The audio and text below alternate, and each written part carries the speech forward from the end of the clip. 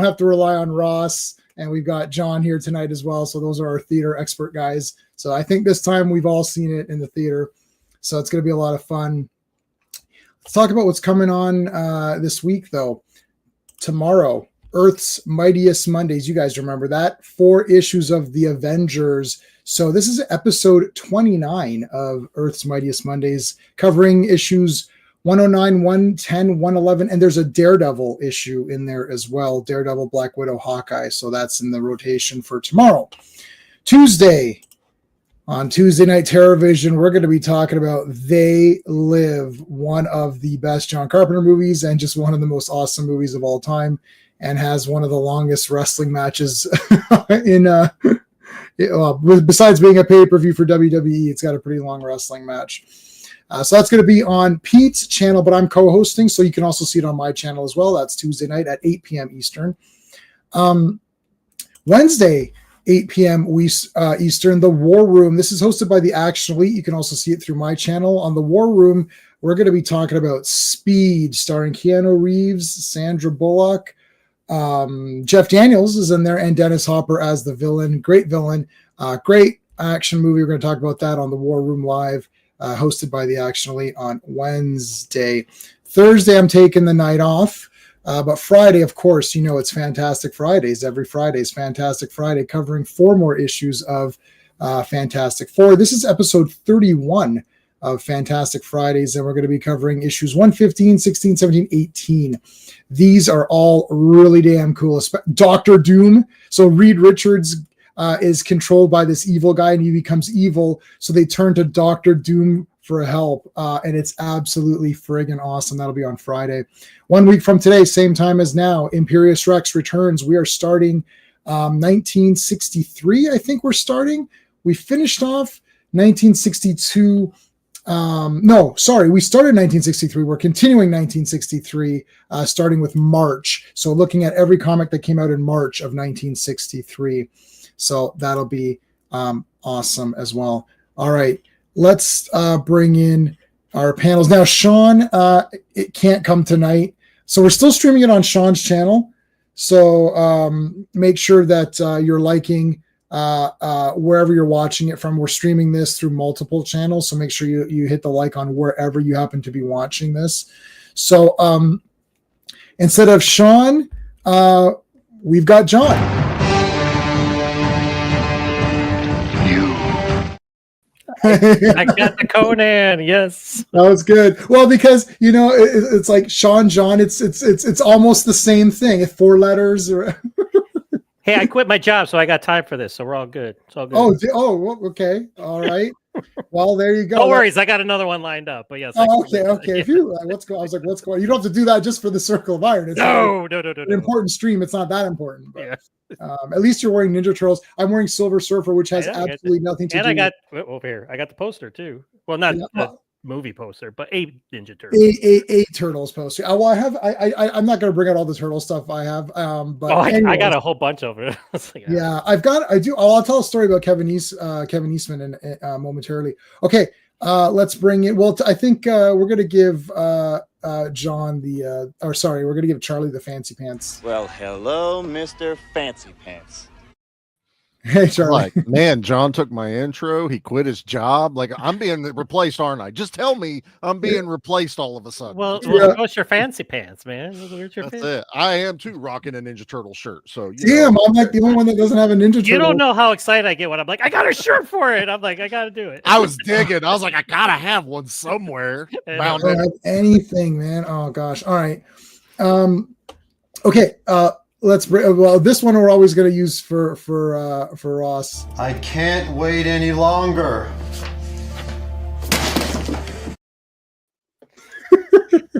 Why did you keep me waiting? I can't wait any longer. Well, I'll use the pain one. So like, and then he falls over. So I had a Ninja Turtle shirt. It was one of the originals that they made like right after the comic came out, and it was a glow in the dark Leonardo. Ooh.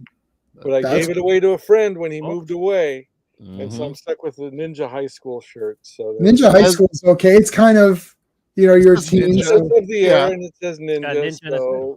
Right, so it's somewhat okay.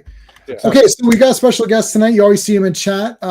Tonight he's here. This was his pick.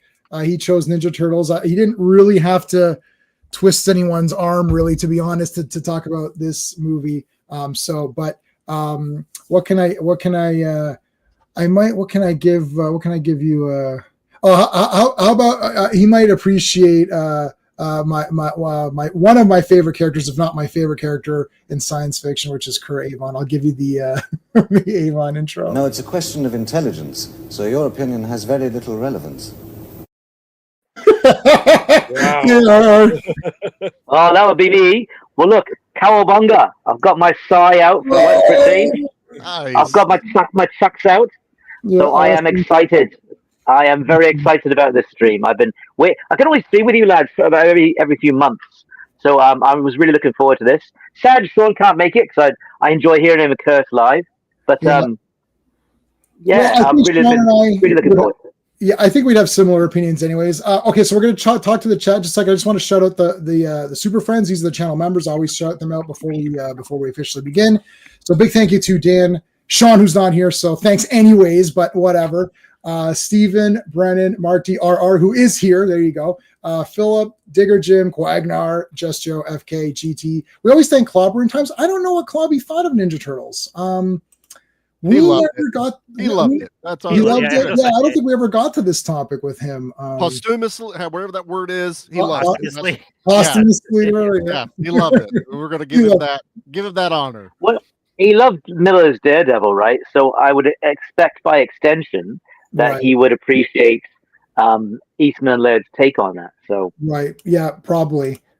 So we're going to let me get the movie going here up on the open platform here. We'll say hi really quickly to Joe Dog, who's here first. Hey Joe. So did you comment earlier? I guess sometimes if you comment too early, I don't see it. I think I threw something in. Yeah. I've turned on the linked comments, so anyone commenting now should start seeing it in the group chat, which is in the bottom. You'll start seeing it once because right now it's just through my thing. Fun fact: Batman is connected to Dick Grayson as Teen Titans Ultra. Yes, there you go, Batman. Yeah, I know you're a fan of Teen Titans, and John is also in chat. So you guys make sure you hit the like from wherever you're watching this one, and let me share up my screen here. So we got Ninja Turtles. All right. I'm assuming everyone saw this in theaters, correct? Absolutely. About 5 times. All right. Oh, I only saw it twice, so pretty good. Hey, wait, how old were you guys when you saw it? 19. Okay. 17. Okay. 10. So I'd probably be 10. No, I would have been 13. I'm 77. Yeah, I'm 80. So some of you might have been like actual 18. Oh, really? Yeah, around 18, Okay. I think. So a lot of you were actual children when it came out. I was the demographic. I am totally smack in the demographic of Teenage Mutant Ninja Yep. Turtles. Yeah, you're like right the hell in there. Yeah, so the cartoon started when I was young enough. Then the movie hit when I was just getting into that start. But I did not see this in theaters. So did any of you play the RPG? No, but I know you. Thanks for sending that to me. I appreciate that. For those of you that did RPGs back in the 80s, Palladium Systems put it out. They were I guess they were the licensee. But yeah, so Palladium Systems licensed a game using their system for Teenage Mutant Ninja Turtles, where you create these mutated animal characters and give them skill sets and send them out on these incredible adventures. And it really started small and then built really big, much like Eastman and Laird's Empire. But if anyone's interested, I have the PDF, and I'm happy to send it to anybody who's interested in such things. Well, everyone's going to have it in about like a second, anyways, because you shared it on the drive that I share with everybody. All I do is move it to the other folder, and then everyone's going to have it. So you don't have to do it. Go ahead and do that. I'd like to look at it at least. Well, I'll say this: even if you're not interested in the game, there is a drawn comic story in the RPG source book by Eastman and Laird, right? So there you go. You get a Ninja Turtle adventure in it anyway. Heck yeah. Well, somewhere I have the lead figures for that. There, it's uploaded to everybody. Nice. Got it. Everyone should have it now. There, everyone's got it. So there you go. The magic of our library. It's amazing. Yeah. Oh yeah. So TMNT. So okay, before we hit the movie up, I was not a TMNT person from quote unquote day one in the sense of Teenage Mutant Ninja Turtles Volume 1, Issue 1, small print run, black and white. Everyone wears red headbands, right? Hello, Daredevil. How's it going, dude? Best TMNT movie. Yes. Yeah. That is absolutely. No question on that one for sure. Mm-hmm. So anyways, so I was not there from like quote unquote day one, like I am on some of these things. It's like, this is just like, okay, I had played the video games on Nintendo. And I remember the arcade game is just absolutely fantastic. I wish Steve was here because Steve bought the arcade 1-up replica of the Turtles arcade, and we've played it at his place many times. Wow. He also has the X-Men one, which is actually, I prefer X-Men more. He's got both those arcade machines in his basement. They're awesome. So I played the game, loved it. When the NES game came out, I felt slightly disappointed because it wasn't the arcade, which is why when they brought it back up the next time, they called it the Turtles arcade game. But asterisk, I actually liked that game. And in the movie The Wizard, which I absolutely love, they play Ninja Turtles, except that kid sucks because I know where he is in the game and he's not doing very well. Andrew, what's going on, buddy? How's it going, dude? It still holds up today. I agree with you. Andrew, we're totally one-on-one. We both agree on this one. We both 100%. Agree. Yeah, 100%. So anyways, although I really like the TMNT animated movie, where Raphael is playing as that Night Stalker guy, like he's playing as that vigilante character. On the motorcycle and everything. So yeah, that's all badass. That's a great, those are the two, that's a very good movie, that animated one. Anyways, so I like the game. And then when Turtles Arcade came out for Nintendo, I mean, that's a game changer. We were just all over that. So this movie's out. I watched the cartoon a little bit and I thought,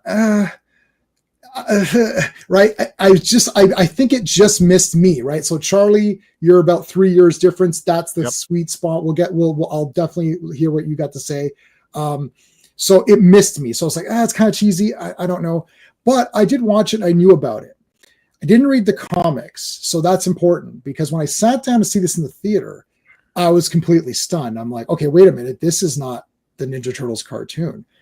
So this is Hamato Yoshi is killed by Oroko Saki. The rat escapes, later gets mutated into a, not humanoid or whatever, humanoid kind of form with the turtles. And I'm like, what the heck? Because in the cartoon, Hamato Yoshi is Splinter. Yep. Because they didn't want to have this whole revenge getting killed and all that. They didn't want to. They didn't want to have murder. Yeah. So what they did was murder, death, kill. Murder, death, kill. Yeah. So they. I think it might have. Oh, go ahead. Yeah. So hey, Angry Gamer, how's it going, dude? Yeah. So interesting. So then later, you come to find, hey, this is really more in line with those comics, and less so with the cartoon, though they did keep the multicolored headbands, which I do think was a smart idea by Playmates, and they also 100%. Changed the shading. So after that, I got all the figures. I had the 4 turtles. I never had April because she was a bit hard to find. I never had Splinter actually. But I had Rat King and Bebop and Rocksteady, and I had I think Baxter Stockman as the Bug, as the Fly. What other guys? I had I never had Shredder for some reason. I found that figure hard to find. Wow. At least have foot soldiers. Yeah, I think I had a foot. I think I had one of the foot soldiers. See, definitely my mom or grandparents would not have purchased me multiple turtles if there's a different letter on their belt. Like they'd be like, that's the same thing. So changing the color headbands and the skin tones of the turtles was a smart move for Playmates to market this to get that out to kids, because there's no chance. Like even with He-Man, it's like it's Battle Arm here. It's like this looks like He-Man. Like he's not the same, right? It's not Battle Armor He-Man. Right? My parents didn't fall for that. You already have He-Man, son. No more. Yeah, He-Man. no, I got all the He-Mans, and I had Thunder Punch then, and I got Terror Claw Skeletor, and I had Dragon Blaster Skeletor, and Skeletor. I had every time I got a He-Man, I got the Skeletor that went with them. So I got all of those. Didn't happen on Turtles. So Ninja Turtles, big thing. And then part 2 came out. And we're going to talk about part 1. So I'll let it. I'm not gonna, part 1, I saw it a couple of times. My Taekwondo class went to go see it together. But yeah, that was it was a phenomenon. Yeah, our instructor took us to go see Ninja Turtles. I already seen it, of course. And I went with, I saw it either 2 or 3 times. I went with a buddy. I know I went with a buddy a second time. I don't think I went with my Taekwondo class. I think I couldn't make it. They went on a weird time or something. My mom had said, "Oh, you already saw it, so whatever." Anyways, so we'll get back to part 1 and do deep dive. 2 was super disappointing. I was like, "Wow, this is really cheese. Like, what the shit?" Like, Super Shredder was cool, and Togar and Razor. You're like, why isn't it Bebop and Rocksteady? What is happening? Right? Maybe it was a rights issue. It was a rights issue. You're right. Right. It's just like He-Man. Just like Masters He-Man. of the Universe. It was a rights issue. Well, you know who they had rights for? Vanilla Ice, and that's what. Yeah, well, the Vanilla Ice was great. And then but also parents groups, though there were parents group reactions. Oh yeah, that's for the violence. Yeah. That's for but not for having 2 creatures that aren't the 2 creatures we've seen. Yeah. Well, actually, in Germany, the nunchucks are completely removed. UK as well. They're not called ninjas over there. Yeah, they're not called. Yeah, Hero. They're called Hero. Yeah. Okay, so a hot take by Daredevil Edits. He's saying 3 ain't that bad. Well, I don't really think any of them are. It's not. I agree. I agree with that. It's okay. Sean just joined us. Some lovers of that on here, man. Because I was going to defend 2 and 3 to my dying breath. I don't give a shit. I love going back in time. I liked 2 for what it was. I had issues with 2, but I have them all and I watch them. Yeah, I got I ordered the 4K Arrow set or whatever. So I'm not gonna. How about this? I'm not gonna defend 2, but I'm not gonna beat it up. How's that sound? That's fair? That's fair. I'm not gonna beat up. I just don't want to talk about it. Yeah, dude, they go to Japan. Yeah, three recaptures, and I tell you. 3 recaptures some of the science fiction elements that Laird was very, very keen on. Right? Yeah. That's Laird stuff. Yeah. So Ollie's nailed it. So Andrew, our buddy Andrew, I know this is Andrew. Jay Casali, is that how you say? So our buddy Andrew is saying he's correct. It sort of combines the sort of the more serious tones of the comics, and then you kind of have the goofiness of each turtle from the cartoon. So it kind of, although I felt that Donatello wasn't fully, I know he's a mechanic and he's working on the stuff, but I didn't feel that he was fully nerd. He seemed slightly not he's the only one who felt slightly just off a little bit. Maybe they don't lay on him like they do in the others. Now they start fixing it, I think, a little bit in 2, and in part 3, it's even more that he's the tech guy. Yeah, they fit it up and later. Yeah. TMNT 2007 is absolutely awesome. That would be my number 2, or even maybe tied. The only problem with that movie is that Shredder's not in it. That's the only thing. Otherwise, it's awesome. Okay, so I saw this one in the theater, loved it. Okay, so let's go with John. What are just impressions with just the movie, and what kind of a fan were you when you saw this? Were you a TMNT guy from day one, or did this movie spark your interest? I was a fan. I remember going in. I had a comic book shop literally within walking distance of my house. It was the best thing ever.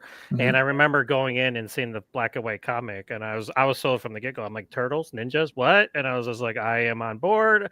I cannot get enough. And I started collecting the issues and everything. And then when the movie was announced and they started teasing it, I was excited. And then I watched it. and I saw it 5 times in the theater. I liked I I know what they were doing. Like, they weren't going to go full blown, like, because the first issues of the comic are pretty dark and violent, and not for the kiddies. Like, everybody like that's my age knows that this is how they started, and then Eastman and Laird were like, money. And then it's like, which I would too. I'd be like, how much are you gonna give me? You All sold right, cool. out. You sold out. You sold out. Yeah, no, they didn't sell. Listen, it is what it is, and kids gravitated towards it. I can see that, but we still had our turtles, and then with the cartoon. But I love this movie, especially the first one. And like the one person just mentioned, I was going to say the exact same thing. It's the perfect blend of the black and white comic book and the cartoon, where there's some serious fighting, there's some serious action design, but yet they're goofy. They make their jokes, the cowabungas in there and everything, and it's just a fun time. Like I said, and the turtles hold up great. They look fantastic. It's like animatronics. It's like, why couldn't they do that with the reboot? And then they got that CGI, and it was like they kind of looked like scary. I was like, what's going on? They did look. They look like a hybrid. Like they're trying to make it human looking at the same time, and I'm like, get this out of my face. Awful. Yeah. So like these are the characters that I want to. I'm gonna get for my shelf, like the actual 1990 version, because they look the best, and I think they kept the design. If you see the original black and white, their mouths are a little bit different and everything, and the designs are different, but it's still thinner, there. Stuff like that. Yes. And like I said, like doing the different colors and stuff like that. And I love how, they had their weapons, and it's just, it's every time I watch it, it's like a warm hug. It's just like, I'm like, my child. Well, I wasn't a child when I saw it, but I was still in my teens when the comic book came out. So I much the same. So you started with the comic. That's really cool. So yeah, see, I didn't have any of that. I saw this, and so to me, this was Ninja Turtles, and then the cartoon.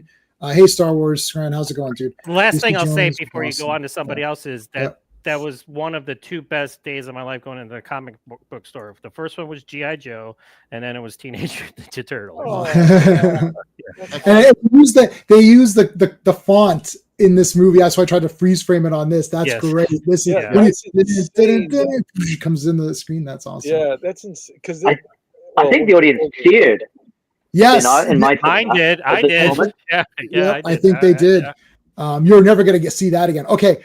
You know what? Let's let me change this around. Let me put RR next, because sorry, I didn't want that. I want to go there, because actually we're gonna move this around. We always put Ross last because he'll I'm sure he's going to be the most negative out of the. I don't know. I could be wrong. I could be wrong. Don't spoil it. So RR, what was you? Because I wanted to see. Because Charlie was like sweet spot age for this. That's why I'm putting him. Yeah. I want to hear that story too. Okay, so RR, what was your what was your take? Like, why did you even say, hey, why'd you message me and say, let's do this rubbish movie? All right. Well, John and I had similar experiences in some ways and a little different others. So I'll tell you my backstory with this. Yeah. So I was just getting into comics. So I really started buying comics in 1981, right? This comes out 83. I remember being, at the time I was living in Brampton. Oh my gosh.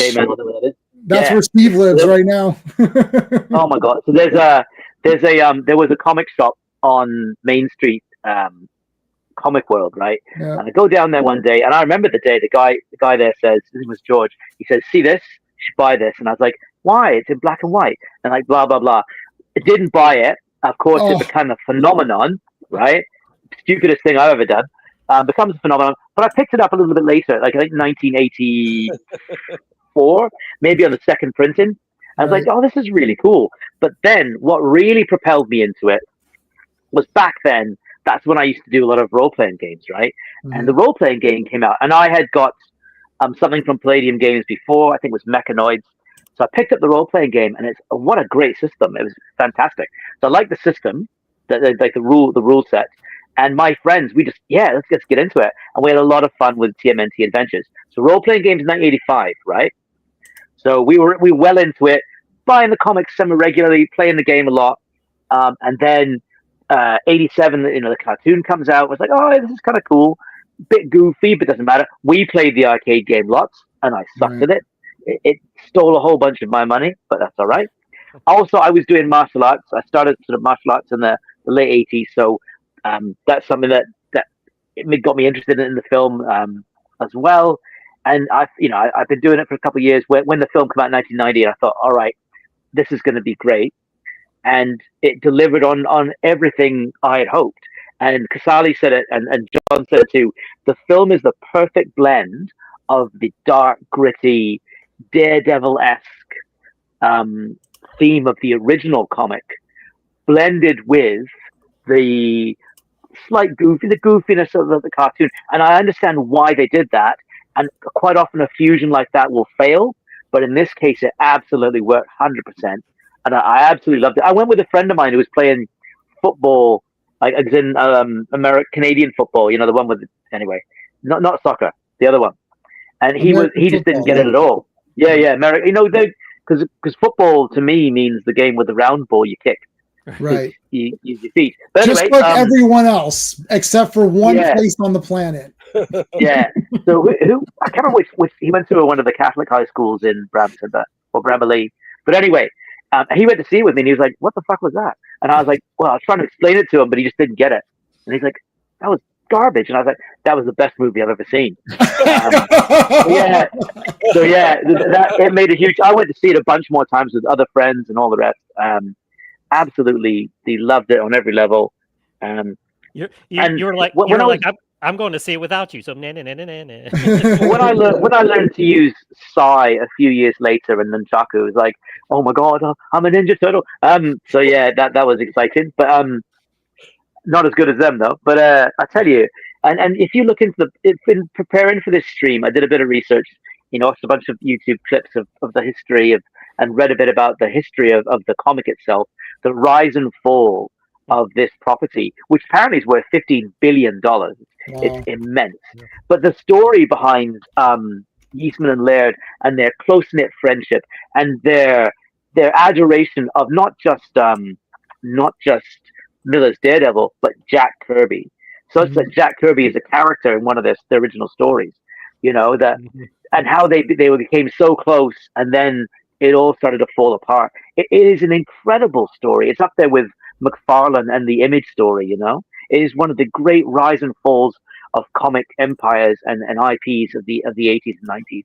But somehow it survived, and this is the 35th year of this film's release. Since this film's release, and I just thought, if there's one guy who will get this film, it's J-Man and his mates.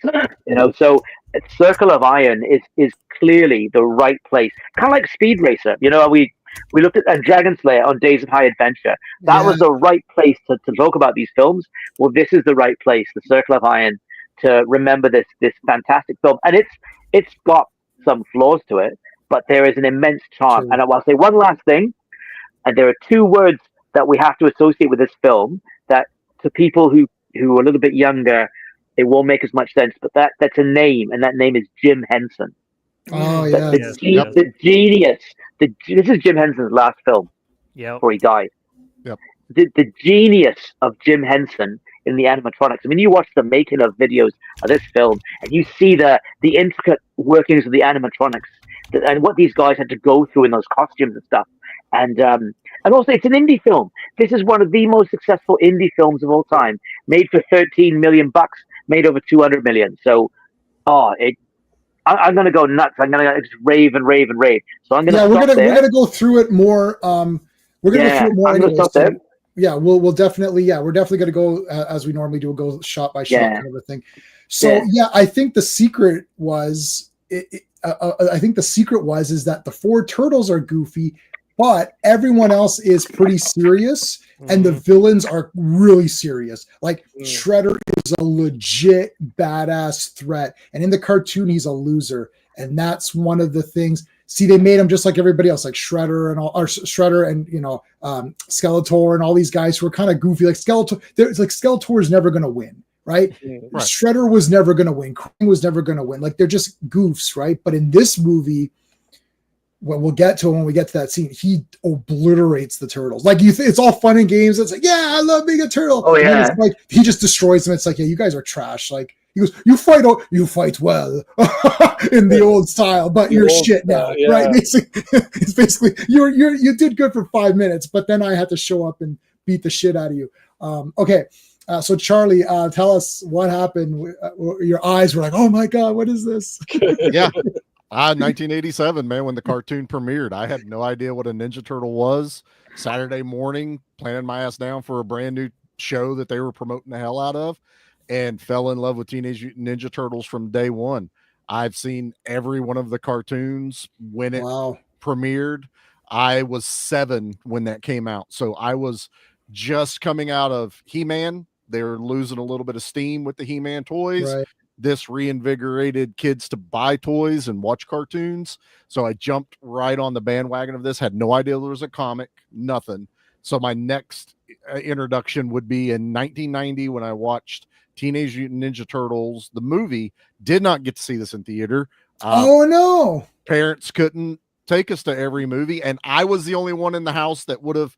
It was not, let's go to the movies for Charlie. It had to be a movie everyone wanted to go see. So I did still see this in the 90s because I got it for Christmas in 1990 on VHS. Nice. And my mom still regrets that decision to this day because Raphael yells "damn" at the very beginning of the movie. So she's like, this ain't the cartoon. So immediately I knew this wasn't the cartoon, and I was in for it. Something else that no one else has brought up that I've always found fascinating is this is the thing that took down Batmania right after 1989's Batman. Right. With that was True. all anyone was talking about was Right. just Mhm. everything was Batman, and some Ninja Turtles came in and dethroned him 1 year later. And there, at that point, it was like Batman who for most. Well, kids. now I hate Ninja Turtles. No. I mean, that's the reality of it. You could not get away from Ninja Turtles. You know, I remember the standee for the movies when you went to the mall, and it was just full of that black VHS with the turtles standing on the front. And, Yeah, I have all 3 on VHS. Yeah. I'm sure we all do. I have all those. Yeah. I pre-ordered the big 4K release of all the movies with the right cover, not that drawn one, the manhole cover. The manhole That's cover, yeah. That's the one you get. You don't get that other one. No. But yeah, I've had the toys, like Sean was saying in the chat. I was full on into that. I had more Ninja Turtles than He-Man, but the beauty of their thought process was when these came out, they were close to the size of He-Man figures. So it worked for kids to still play with both.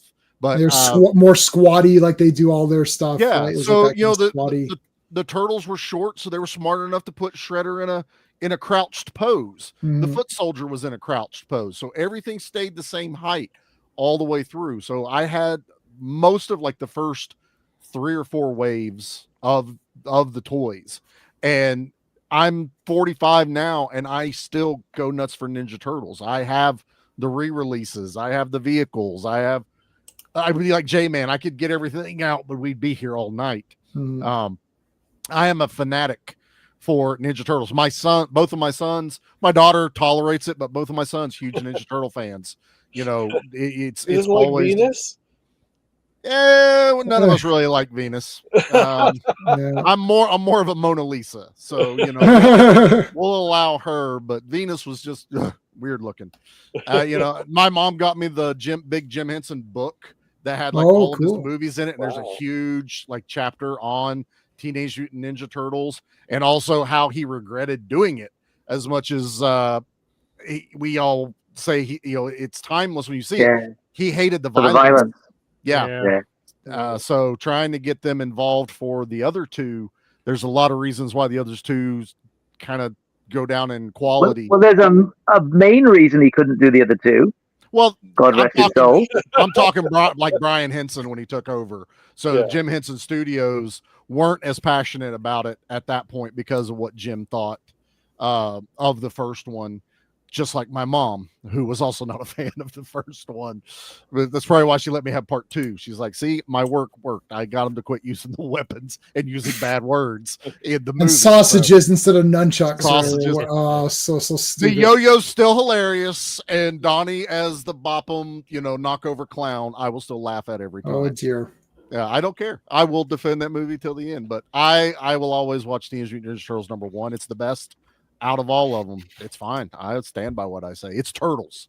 Okay, it's not Michael Bay Turtles either. Yeah.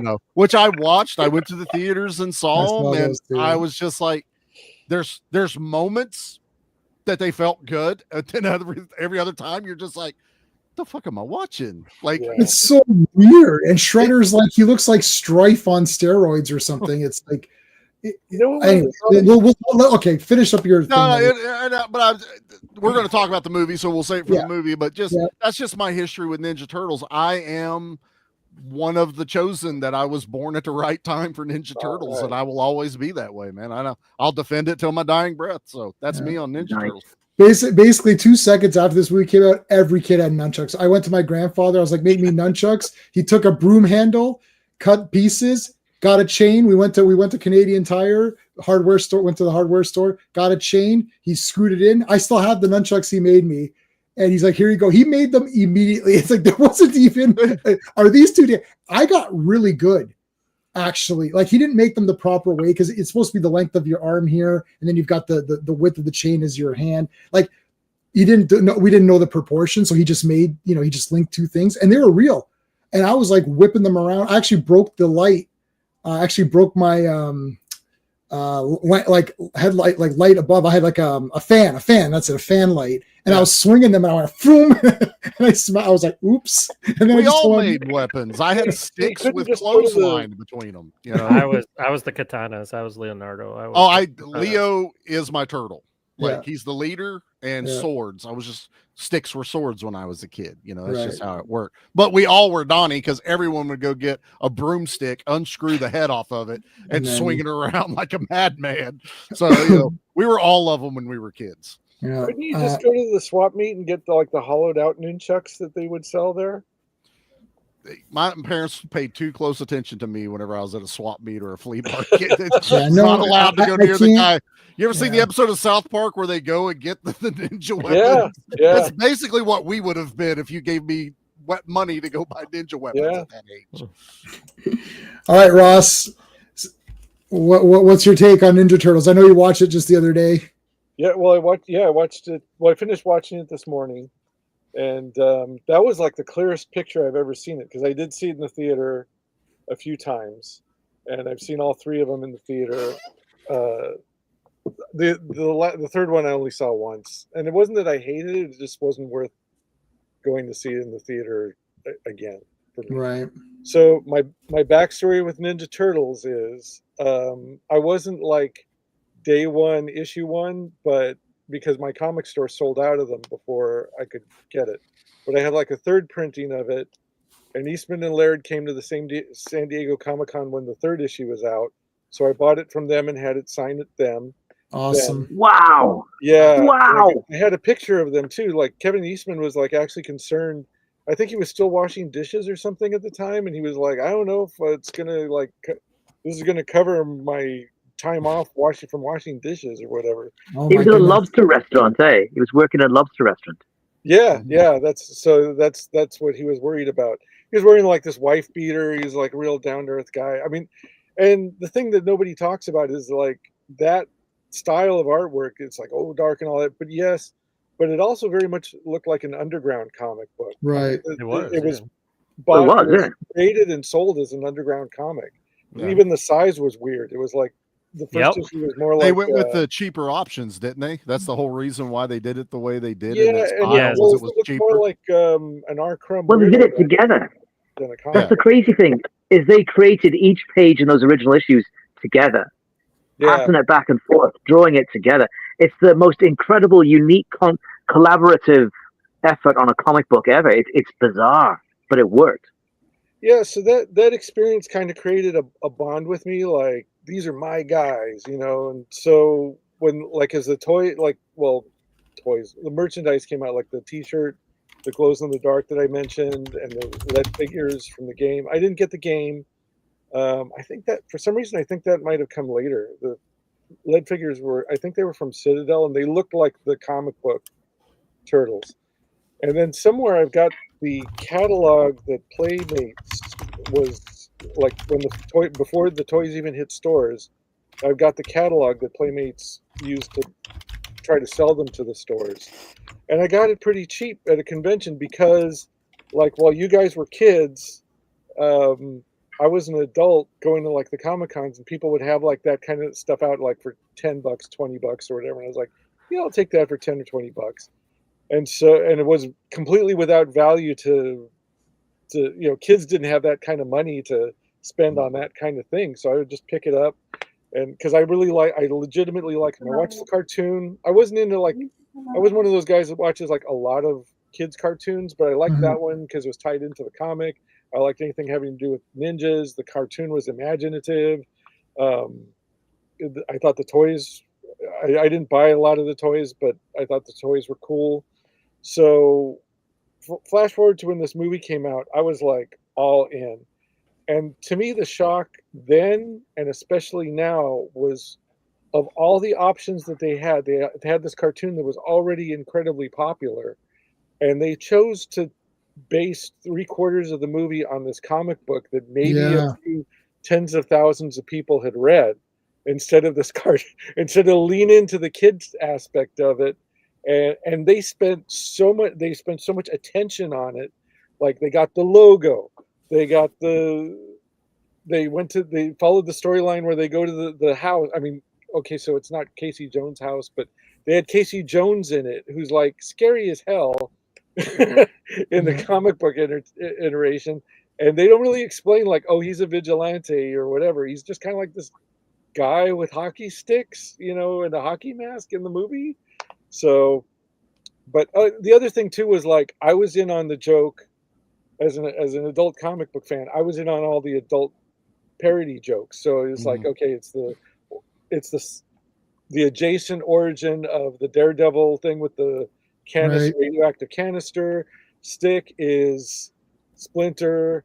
Right. The foot. The hand, the foot. The thing that I had forgotten that blew my freaking mind in this movie was the origin of Shredder with the killing of the girl and the wife and all that. That's the Wolverine that's from the Wolverine miniseries. Yeah, Mariko or whatever. Yeah. That is the Wolverine miniseries story that they even Frank Miller, you're back. So it's like, yeah. So having seen this like with the most clarity I've ever seen before, it's like, yeah, you can see the seams in the neck, but they got legit martial artists to do all the fight scenes, and those fight scenes look, even without bulky costumes, those would have looked awesome. I mean, they spent the money exactly where it needed to be spent on everything. The guy who directed it, if you look at his filmography of music videos from the 80s, he directed the Billie Jean music video. He directed the Aha Take On Me music video. I am a huge freaking Adam and the Ants fan, top 5 guy since I was in high school. And he directed the Ant music video, which threw down the gauntlet for Adam and the Ants. So I was all in for like everything in this thing, and I felt it delivered. When we'll get to it. So we'll go through it now. There was one more shock at the very end when I watched the credits, because like the main punk that takes the kids into like the Lost Islands, Island of the Naughty Kids from Pinocchio type scenario. Lairdman Island. Yeah. So I was like, who is that? That guy looks so familiar. He looks also keep in mind, I'm a huge guinea pig fan. I had him when I was a kid. I like the algorithm on Facebook and Instagram keeps showing me cute guinea pig videos. You mean? I wasn't sure if you were talking about some weird band. You mean actual animals? Rodents, the actual rodents. So okay, well, we found it. We found the one person on the I'll planet. wrap it up in 30 seconds. Okay, so when I saw, I was like, "Who is this guy? I know this guy from someplace. Is he Canadian?" Here, this will be wrap it up. Right. Okay. So keep it playing. I'll wrap it up. So I was trying. So when I was watching the credits, I was like, "Oh my god!" So I'm the only one in the world who likes the movie G-Force, and so it was Sam Rockwell, the voice of the main guinea pig from G-Force. But you guys know him as Well, Justin Hammer or whatever Yeah. other. yeah. Hammer from So Yeah, I he's mean, got I know him as a lot of things. I liked him in Moon. yeah. Yeah, He's been in good a lot movie. of great movies. Yeah. Too. Yeah. So anyway, like for me, this was Green like Mile. local guys make good. Very much. This was also like an independent movie based on an independent comic book, which I was trying to get into comics as a professional. This was like, it's doable. It doesn't have to be Batman and it doesn't have to be Superman. It doesn't have to be Marvel or DC. This came out around the same time as Rocketeer, the Rocketeer movie. And it was like, they are taking independent comics and making them into movies and TV shows. It's like, it could happen to any of us now. Ninja High School, me, whoever. So, and they were always like really nice and approachable guys, even until somebody went a little Hollywood. I heard that Kevin Eastman actually bought one of the Batmobiles from the 1989 Batman movie, That's awesome. and then he bought A Small Town. And Well, then he bought that. He was Heavy Metal magazine, right? he For a bought while. Heavy Metal magazine. Yeah. He created No, a but they small- released, so Go no. ahead. My thing was they released that comic. I told you they released that whatever anniversary of the Ninja Turtles, and I ordered 3 copies. I ordered one for Sean, one for Steven, and one for myself. Mhm. And I got 1 copy. And I was like, Yeah. what is this? So I was like, okay, that's crazy. So I messaged customer services, like I ordered 3 and only got 1. And they said, we'll send you 2 out overnight. Or if you want to wait 2 weeks, Eastman's coming down to our where they're printing them. And he's like, we'll print you 2 fresh ones and he'll sign them. Hell yeah. So I said, okay, Wow. I'll take. So he signed it and drew a little picture of a Ninja Turtle. But now I've got 3 friends and only 2 signed ones. So Steve, I said, Steve, you don't care about Ninja Turtles. He doesn't give a crap about them, right? So I just gave him the unsigned ones, and Sean and I kept the signed ones because we actually loved it. Like Steve's just like, oh, grab me a Ninja Turtles, what? You know what I mean? Like just to have something. Like he didn't really care. Right. So that, and I think I gave Sean. Sean says I gave him my cassette tape of the soundtrack, which I got the Michelangelo cassette tape, but I had not known that there were different colored cassette soundtrack tapes. I just bought what I didn't realize. So my buddy had Donatello, a purple cassette tape, and I had the orange cassette tape. But Sean says that that's cool. So Sean says I gave it to him. I don't remember. I couldn't find it. So either I gave it to him or I sold it. I did sell a lot of my Ninja Turtle stuff. I only kept my childhood Casey Jones, which is on my shelf right there. Mhm. I only kept from the original series. I only kept my childhood Casey Jones. I have a newer Bebop. I have a small Krang in the body, The Android body. Yeah. Android body, and then I've got a re-release of Michelangelo, which looks like the original Playmates, but they re-release it in the same exact packaging. Yep. And I have a big stuffed toy of Michelangelo. Michelangelo's not really my favorite. He was kind of like my least favorite, but for some reason, he kept coming up or whatever as things, and I just ended up owning many things of Michelangelo, and I really liked him in the Nickelodeon cartoon, though. He was my favorite character in the Nickelodeon cartoon. Yeah. Does everyone know who the first Ninja Turtle drawn was? Don't say it. Do you know who the first Ninja Turtle who was drawn? Yes. I want to say I know which one. Yeah, I think I do. Okay, so no? All right, so Ross, who was it? It was Michelangelo because It was Michelangelo. Nunchucks. Yeah, he was the first Ninja Turtle drawn. Now, that helped me guess who the Last Ronin was, because when Last Ronin came out, I picked that up off. I knew that was going to be a hot ticket. So I grabbed the Last Ronin, and I said, I bet you it's Michelangelo because he's got it. He's the first one drawn. He's the last one alive. He's also the only one that makes sense in that storyline, too. You know, Right. Yeah, It's like that's poetry. It rhymes. No, so I didn't give it to you. I didn't give it to you, Sean. That's not the one I gave you. Mine. So I didn't give it to you. I didn't give it to Sean. Mine is orange, 1,000 trillion %.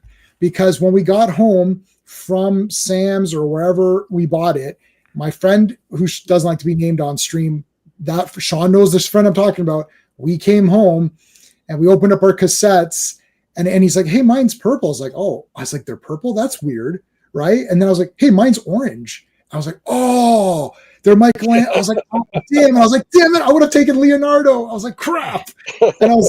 And I was thinking, oh, should I try to go back and change this? It's like, I'm like, it's already open. I'm like, I'll just keep Michelangelo. So if it's red, then I didn't give it to you, Sean. Well, I didn't get multicolored ones. I had the soundtrack, and it was just the movie poster on the front and a regular cassette inside, not colored. Oh, no way, It might they're have been different. a Canadian thing, Charlie. It might have been Canadian release type thing. I had the same thing, Charlie. I had the poster and then the Because cassette tape. Elias Cotis Yeah. is a national treasure to them because he's Canadian.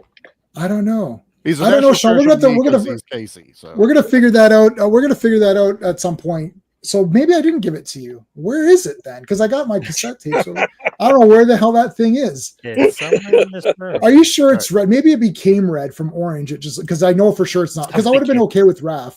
Anyways, City know what? Crime That's escalates. I did not get the soundtrack, believe it or not, just because the music wasn't my bag at the time, and I just wasn't collecting everything. Is the music like the songs played in the background? From Yes. the movie, or is it like it's that, and you got TURTLE power. No, Yeah, you got yeah. Shredder's. You got Shredder's theme. Dun, dun, dun, Yeah, dun. You got the themes, but Mhm. every kid I knew, we got it for TURTLE power. Yeah, That was so- the song we all played. And we used Shredder's theme for a character I created called the Dark Assassin. And we made a movie and a trailer for a character I created called the Dark Assassin when we were 16. And I wanted Shredder's theme to open the movie. So it's like, it's basically my character is a guy who wears like a black hockey mask. So it's like Casey and Jason.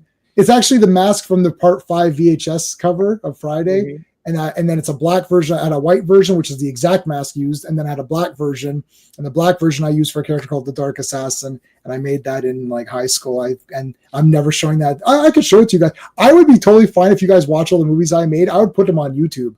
The problem is that their music is used, and the friend who doesn't like to be named doesn't want those shared copyright. out with people outside. So he was prominently in that movie, so I can't share it. I've got a couple of movies I might be able to share, but anywho, Put 'em on the Friends Drive, and then Well, yeah, you can do Friends Drive. I can- small circle of iron will get it. You can also do like a YouTube privated type thing where only someone you give the Yeah, link you can to share the see link it. with people, and only the people with the link have it. you can see it. Right. Yeah. Well, my buddy re-edited one about 10 years ago. He's like, let me re-edit this. It's the same exact movie. He re-edited and all the music, dudes. If I played it for you guys, you're like, hey, that's from Universal Soldier. Hey, that's from. You're going to basically see the J-Man filmography. Universal Soldier, Unisol's on fire. Dun, dun, dun, dun, dun. That's in there. Yep. That dun, dun, dun, dun, like it's building up. That's in there. Nemesis, basically the entire Nemesis soundtrack is That's used. awesome. And then in university, I used all Bruce Dickinson music. It's like everything is like. So, well, my Super Bell 8 is here. movies are on Perfect YouTube, movie. and you get to hear the Daniel is silent here. Space Star music from Battlestar Galactica, the theme from Ultraman with the kids singing. Yeah.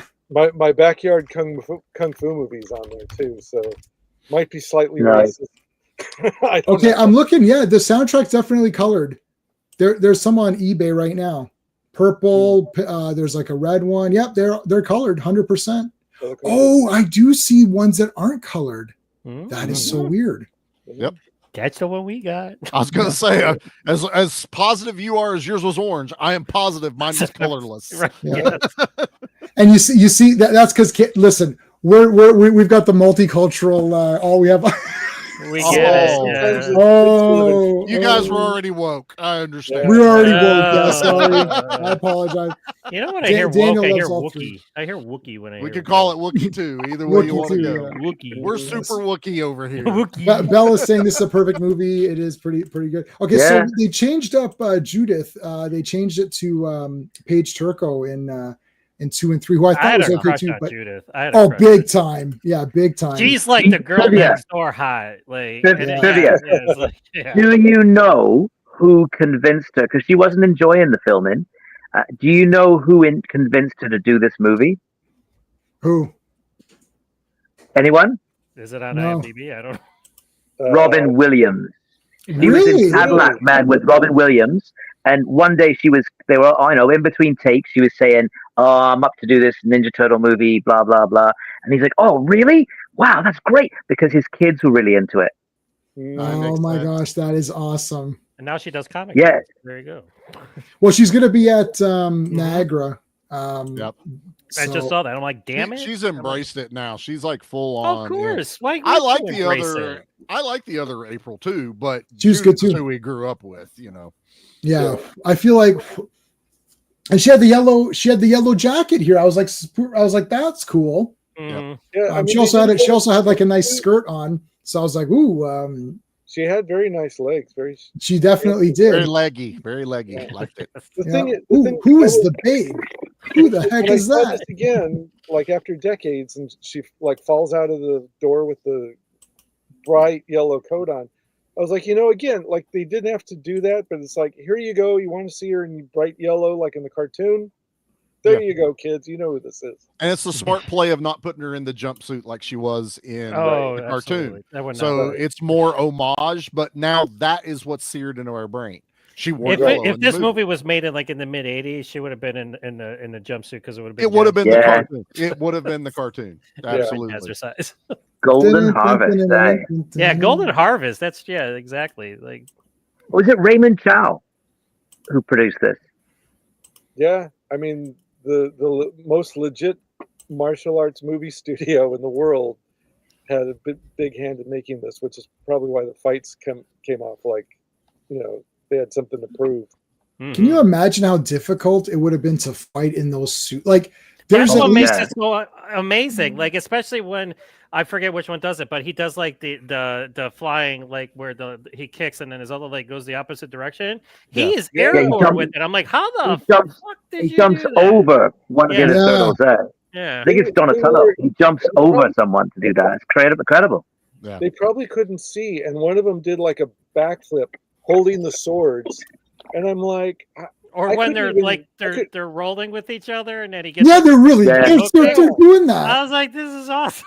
Like, I was like, I couldn't even do a backflip without a suit on or holding swords, much less both at the same time. So I mean, like, we know from the horror movies, anytime you're wearing any of these like heavy prosthetics and stuff like that, I mean, you can't even, like, Peter Weller can't move. Like, none of these guys, even going back to like Evil Dead 2, you got Ted Raimi as that cellar witch or whatever. He literally was like, we would take that suit off and pour the sweat out. Yeah. The Henrietta outfit. Yeah. It invented some kind of new foam rubber for this movie for the suits, so they could do that. And the faces are pretty good. Like the acting, especially on Splinter, is amazing. Oh, Splinter is he's like real. that looks real. That completely. He actually, out of all of them, because you're right, they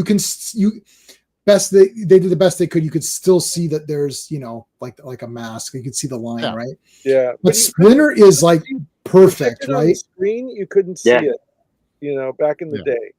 Yeah. Well, I don't remember. I believed in the story, so effects don't bother me too much if I'm buying into what's happening. So I don't really notice it unless I only notice it if I'm bored. I'm like, this is a boring movie, I was so blown away by everything else. I'm like, if the worst thing is you can see a seam around their neck. Yeah. I wasn't looking for that stuff. I was on a 19-inch TV, not looking for it. Honestly, I'm probably jumping around acting like a Ninja Turtle while I'm watching this. Yep. I mean, I'm not.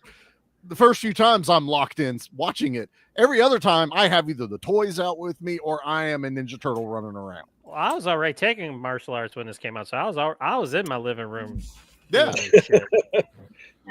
There's a scene in the farmhouse when Raphael recovers and Donatello laughs, and if you freeze frame the mouth inside the mouth.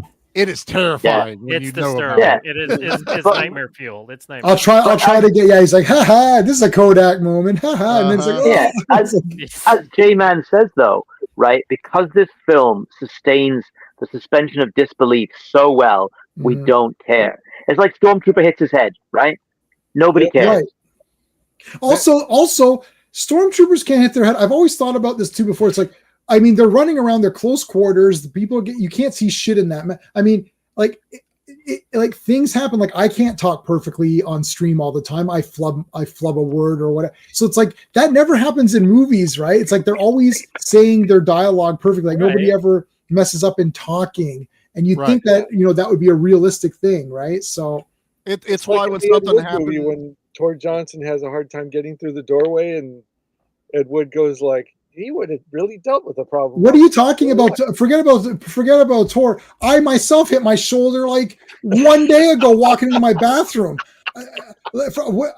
I mean, when that happened in Ed Wood, he goes, he goes like, I have trouble now. I have hit, because I'm on these stupid blood thinners, you can see everything that's ever happened to me. I wake up and I have I'm like, what? I was like, maybe did I hit something? I hit everything in this house. My legs are messed up. My shin has hit every inch of this apartment. Right? Like it's like, forget about, I know he's walking through. He goes, well, he would have trouble walking through the door. Of course. He's a huge guy. The apartment's also full of crap. So maybe you I don't know. I gotta watch it. Hard to navigate. Step on a Lego. Here's where Raphael lost the side. I lost the side. Then it is gone. I can get it back. Raphael, let it go. All right. Do we get the Cyclops Wolverine vibe from Leonardo Raphael? Big time. Yeah, that's my first thought. When I saw this movie, I was thinking, hey, that's Cyclops and Wolverine. Because I've been reading. It's even blue. It's even blue, and then the Psy has like the 3. It almost looks like Wolverine if he holds it like the way he holds it as a turtle. Well, I thought that too. Yeah. That's why Raphael has the size. Size is an offensive weapon. It's not a defensive weapon at all. It's all offense. You can't use it to block and stuff like that, but it's used as an offensive weapon. That's his attitude. That's his mentality. So also don't forget that the mutant in the Teenage Mutant Ninja Turtles comes from the X-Men being the most popular comic when this came out. So they knew what they were doing. Probably in there because of the comic book. Yeah, and they were all red. So Daredevil was red, so they made all the bandanas red. Really the best is changing the colors was a good decision. Yeah, in my opinion, to differentiate them a bit more. But look at how great Splinter looks here with the. Yeah. Do you know what you said about Batman? How Batman is a perfect character. You can drop him into any environment, any kind of story. He can fight demons. He can fight aliens. He can fight a thug on the street corner. He can fight drug dealers. It doesn't matter. That man can. Yeah, the Ninja Turtles, I reckon, are the same. Because you look at some of the sci-fi stories that Laird put out. Fugitoid, and then they got those rock guys and all that. Yeah, they're like the Triceratons. They are like a perfect concept in terms of one of those concepts that can be put in any environment. They're perfect. It's one of the great concepts in comic book to screen and TV and toy development, right? So I reckon they're on that level. And they made their personalities identifiable with kids and teenagers and stuff like that. They felt human and not human at the same time. They're going through the same stuff we're going through growing up. So it works. But, and they would do the same thing, like in the comics and stuff. All of a sudden they were international wrestlers, or interdimensional wrestlers, and all these different outfits and stuff. Didn't care. Totally makes sense. Let's keep going. Well, because they're mutants. You've got the mutant thing. You've got aliens. You've got the whole world opens up, right? So as soon as you can start creating other mutants, and there's robots, and then Baxter Stockman comes in. So there's science, right? Aliens come into play. Alternate dimensions. You can do like all of these things work. And look, a ninja is never going out of style. I've been watching The Master. I pulled out the Blu-ray of the Master. Lee Van Cleef, the greatest person of all time. And it's like you throw it in and it's automatic. I forgot Shokasugi was in that, but it's automatically. You forgot Shokasugi was in The Master? I forgot. It was like I didn't forget. He's the reason why I watched The Master. It just slipped my mind. It's like I put it. I was like, oh yeah, shoot. Hey Daniel, I want to say hello to Daniel. And cell phone wallet. How's it going? There's Mickey. Sorry, Ross. Harrison Ford's in Star Wars. Bruce Lee was in Enter the Dragon too. Oh, sounds like someone needs to go. It's like I'd lie and say it was nice having you, but wow, hey, spicy. No, keep me around. Keep doing that. Yeah. Listen, but no, because I threw it in, I was like, oh yeah, Shokasuge, I forgot. Like, it just got me pumped up again. Like, but ninjas are never going to go, like, they're so awesome because you've got the martial arts, plus there's the mystical aspect. So however far you want to push that, you can push it to, they disappear. Even, here's Splinter. Let's get into it a little bit more. Yeah. And he holds up so well because he's fully animatronic too. Yes, So he's awesome. He's consistently that look throughout the movie. I like this pizza dude's got 30 seconds. I don't know anyone that doesn't repeat this got all the time. Yeah. Period. Never pay for late pizza. Speaking of adaptability, in Mexico there was a 4-man tag team called the Tortugas, and they were like full-on luchadors wearing with turtle shells and green. Oh my gosh, I got to look those guys up. Yep. Oh my god. Well, I'm trying to get a freeze frame. The pizza got 22 and an 8. Yeah. Oh, I want to get Critters. That's what I wanted to get. Critters, baby. Critters. Oh, where did they come up with this stuff? Where did they come up with this stuff? Yeah. You know that's a cameo, the pizza guy. That the actors the voice actors all appear in the film in cameos. Yes. Oh, okay. Yeah. Yeah. I can't remember which one he is, but I think the Raphael actor appears in the back of a cab. Okay. Oh yeah. So yeah. Yes. What was that? He's like, looks like a giant turtle in a trench coat. Yeah. You're going to LaGuardia? John, that was the funny because he just says what it is. Yeah. Like it's like he's trying to hide. It's New York City, so he's just like, all right. He's like, you're going to LaGuardia, right? Yeah, okay. It wasn't filmed in New York, though. It was filmed in North Carolina. Yes, I know. Yeah. Yeah. And it's basically was brought to you by it's New York in the movie. Domino's Pizza and Domino's Pizza. Yeah, so Michelangelo is it's like, come Domino's on, I couldn't find the place. Domino's had their big advertising thing with this. Oh Lord, yeah. Because I had All right, so Raphael went to go see Critters and he didn't like it. I'm very disappointed. But here's the thing, like in later ones, like they all go out like and venture out at night. But like in this one, he's the only one that does it. Like he's the only one going out in the trench coat. They're all other ones are just fine, like just chilling, in the sewer. And he wants to go. He was discontent with being. Yeah, hidden. he was. Yeah, exactly. Yeah. But now, like if you notice, like the especially like with Mutant Mayhem and stuff, like they're all going out and wanting to do things and wanting to like experience life and everything. So. Well, this is also another thing from the cartoon is they all had disguises in the cartoon when they needed to go out in the world. They added just it's why I got so pissed off at the figures that were the movie figures. They did all of them in disguise. And I'm like, they weren't all in disguise, guys. It was just Raph. Yeah. You can't, if you want to do the cartoon, fine. But the movie, they didn't all do that. Nope. Stop reissuing crap. Yeah. So he goes to see Critters, and you're like, and this is actually Ben Grimm's outfit when he goes out. So if you're a Fantastic Four fan, you can see that reference as well. Jack Kirby thing, yeah, Kirby. All right, so there's Raph, and here comes oh man, Casey Jones. Yeah, I wanted him to wear the mask more. Like so did I, buddy. But of course, we had to see the actor's face because we can't associate. In the mask. Yeah. Right. You do get to see it twice. You get to see it in this full scene, and then he fights again in it later. And Elias Codius is such a great actor. I mean, he's done so many great things. Like Chicago PD, like he was the last thing I saw him on, but he was so great. He's such a great actor, and he kills it in this movie. He's like, I'm in Teenage Mutant Ninja Turtles, but you know what? I'm going to act the shit out of this because he's having a ball. You can tell. Yeah. He's like a young Robert De Niro. So, do you guys remember a DC comic called Wild Dog? Yes. Yeah. So I don't know who borrowed from who, but it's basically at the time, I guess. Wild Dog. They had Wild Dog in the Arrow TV series in the later seasons. Wild Dog. I heard about that. When I looked it up because I was like, what was it? DC comic with the guy in the hockey mask? Oh, it was Wild. It was something dog. He looked like he looked like what it was. It is what it is. But it's like he goes, "Oh, these guys need to be taught lessons." I'm not like that. They don't. Not from you. He's like, "Well, it looks like you're the one who needs to be taught lessons." Yeah. The class is Pain 101. Your instructor is Casey Jones. The Jose Canseco battle. That was the one name I did know because I had. Tell me you didn't pay money for this. You didn't pay money for this. Cricket. You got to know what a crumpet is to know what a cricket. What's amazing though is he knows it's 6 runs because when I was gonna say 6 runs. 6 runs. When you hit a cricket ball and you hit the boundary of the field, right? It's automatically 6 runs. Yeah. So that's it's actually a cricket reference, which is amazing because nobody in Canada that I knew played cricket. Nobody. Now Oh, they play it every day across the nowadays, street. different story. Yeah. Yeah, nobody knew what the fuck cricket was when I did see this movie. No, I Yeah, had no there- idea yeah. what that sport was. I just went, okay. It's I a just sneaker went with thing. them. Like, I Exactly. looked it up afterwards. I was like, "What's cricket?"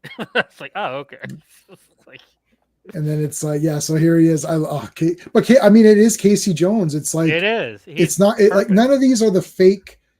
This is one of the things that Sean and I always complain about is like the movieized versions. Like, it can't just be the Ninja Turtles in a trench coat or whatever, or it can't just be Casey Jones. They have to make it movie version. So like, it's not, but these guys, like Shredder looks awesome. Like Shredder is the real Shredder. Like, yeah. It's not the fake Shredder, and the Foot Clan look like the real Foot. Like, it's not like, oh, this is the movie version where they have to look like idiots or they don't have the proper masks or something. Well, you have humans versus robots too, if you want to go with the cartoons and stuff like that. Yeah. The Right, hilarious which they part didn't do. was the hilarious part was in the cartoon, Casey never took his mask off. No, Right. You know, he went to a job interview in a suit and the fucking hockey mask on, and they still hired him. he was the that's Mandalorian of his time. that's basically what Yeah. Casey Or the Jones Judge was. Dredd. He was Yeah. Judge Jury Or and Judge Dredd, executioner. very much so. He's the Mandalorian. It's like, we don't So- take our helmets off. So as a kid, seeing Casey take his mask off, it almost kind of like humanized him a little bit more Right. They in, had in the to, movie. though. They Oh, had I know they had Yeah. to. But they should have had him wear just a little bit more. That's all I'm saying. And they I agree. they went with the version from the comic books that wasn't read by that many people, based on concepts that were never meant for parodying Yeah. stuff that was never meant for kids, and that's the one that they went with was for this movie. Which But that's okay. God bless because him for. No, that's not a complaint. That's a God bless him for that. Right. Yeah, that's great. you a kid or any like even somebody my age when this came out, I was like 17, 18, who didn't know anything about Teenage Mutant Ninja Turtles, went in and saw this movie and would be like, "This is the best fucking thing ever." I was like, Yeah. "Why have I not known what this was before?" Because it's such Fair. one, it's such an original concept, and two, the way the movie does it. I don't understand why they couldn't get it right after the fact. I understand the whole weapons thing and parents complaining and the violence and the bullshit and stuff like that, but Yeah. I just didn't understand, like, because like, and then Casey's not in the second one, but then he shows up in the last, but then he doesn't Back in really the do third. much, and it's like, I just It's didn't the understand. Spider-Man 3 problem where they made Yeah. like two Yeah. that were pretty good, and then like, what happened? It's the same guys. Yeah, but So I it's not love a- him. I'll go Charlie. I love him. I have them all. No, it's a do I balance watch the of, first one more? Of course I do. it's a balance of make more money with less money. That's Yeah. what happens Right. as Yeah. sequels go. So But- they have less to work It's with. that's what Christopher Fire- Reeve called that sequelitis or whatever. It's Yeah, like, sequelitis. Like- We've But seen it happen every time. But the Yeah. second one had Ernie Reyes Jr. out of the Ninja Turtle outfit, so that Out was of pretty the cool. suit. That was pretty Yep. cool to see him do his shit, like as him. So that was. he was awesome in that. He was No, like I one of do- the saving. Yeah, I was a bigger. Well, I still am a big Ernie Reyes Jr. But yeah, I was a big fan when he made, and I was like, I was just happy to see him in a movie doing martial arts because Yeah. I love him Sidekicks as Kino. with Gil It was Gerard. great. I'm like, Yeah. I love that Mhm. TV show. Like, Where is he now, Ernie Reyes Jr.? Well, actually, he was at Niagara in June, and Owen, who runs the Action Elite, who you admire for all of his you should admire Scott this- Adkins. you should admire the fellow underneath me here, because John has had about 75 interviews with Scott Adkins. There's an interview every 5 You minutes. legend. Yeah. Well, Scott Adkins is my listen, hero. I don't want to toot my own horn, but I have Scott Atkins emailing me. I'm just saying. Yeah. Whoa. Toot, So, toot, is toot, Christopher toot. Moore yet? Listen, I don't get I paid am for this impressed. website, so I'm going to pat myself on the back for Yeah. that. No, John I went really to has see- had a lot. There's a lot. He's had a lot of communication with Scott And Adkins. you know why? And what this proves, Scott Atkins is not only one of the best martial arts action star living today, but he's a fucking awesome human being. Yeah. Yeah, he's a total. Yeah, he seems very chill. Have you seen his interviews with Keanu Reeves on his YouTube channel? Yes. Yeah, I've seen he's that. aw- Yeah, he's Oh, good. they're amazing. He's awesome amazing. too. The guy gets Oh, money God. to random people, and like he's just he's who everybody should aspire to be. essentially. Yeah. All I right, saw hold on a John Wick second. 4 because of Scott Adkins. That's why I went to see it. All right, so hold on a second. I do have a poll going and now. Unfortunately, depending on where you're watching this, we've got a couple people watching from other channels right now. So wherever you're watching this, please hit the like, and please, if you wouldn't mind subscribing to all of us. We all have similar kind of styles that of things that we like, but we just handle it a little bit differently. So the poll is only visible on my channel because I can't obviously go on your guys' channels and put polls, but I do have a poll for a ranking or for a rating on this movie. So we've got 14 votes currently. 71% give it a 5 out of 5. So 71 majority is 71%, 5 out of 5. 7% give it a 4 out of 5. 14% give it a 3 out of 5. And 7% gave it a 2 out of 5. And I can only have 4 options, and I assume nobody would give it a 1 out of 5. So someone out there gave it a 2 out of 5. I'd love to hear, because this panel, and we this is one of the things that we try to do on Circle of Iron, is that because we have such a diverse panel, I don't mean diverse as in the way people use it in the wrong way. I mean diverse as in we have different people from different walks of life who all like the same thing and approach it a different way. That's the diversity of it. So we've got guys who are there from day one with comics. We've got guys who are there from day one with cartoons. We got guys that were there from year 2, comics, year 2 cartoon, right? So we all have different, and we're all different ages, so we can bring something unique to this discussion. And that's what diversity is actually about, coming together to share things that you love from different points of view. Anywho, so please make sure you're subscribed to everybody. I've been throwing links up. They're all in the chat. I'm going to throw a few more up again. So kindly make sure you guys have checked everybody out. Sean is not here, but we're going to give his link out anyways, because that's just how it goes. That's just to prove that I'm the nicest person in the universe. That's the evidence right there. You're also the smartest. I'm also the smart. Well, I don't say that. That's He-Man. He-Man says that. And listen, it's got to be right then, right? It's got to be, of course. Mm-hmm. Like, I mean, it's just so obvious. Like, if He-Man says, when have you ever disagreed with He-Man? Never. Never. It's exactly so. So we got Danny introduced here, who is the son of April. So Charles Pennington is the is April's boss. Channel 3, not Channel 6. That that's just whatever. I did notice that as a kid. I was like, hey, it's not Channel 6. So Channel 3 News. He is her boss. Now, the way that they've connected this story is very good, because she is really putting pressure on the mayor, on the chief of police, to find out what's going on with all of these crazy robberies that have been split-second timing, coordinated, either like just purse snatching from small little crimes like that to big warehouses being stolen. All this stuff is being stolen very quickly by this silent crime. They call it the silent crime wave. Yep. And she's trying to figure out what's going on. And she's been hearing, this is cool, a lot of Japanese Americans have been saying, oh, this reminds me of similar style things that were going on in Japan. And you're like, well, yeah, that's from Shredder, who is Oroko Saki, and the Foot, right, and all of that stuff. And what's really cool is that they're recruiting the youth and they're saying, oh, your parents are trash. They don't care about you. We care about you. We're your family. And this kid, this is Danny, who is the son of the boss of April. He's involved in the gang. And what's great is, firstly, he steals money from her, which later on he returns, which is really cool. But he gets involved in the gang. And that's the link to finding the turtles. He actually is the one who causes April's apartment and her father's antique shop to be utterly destroyed, and almost the death of Raphael. So the kid effed up.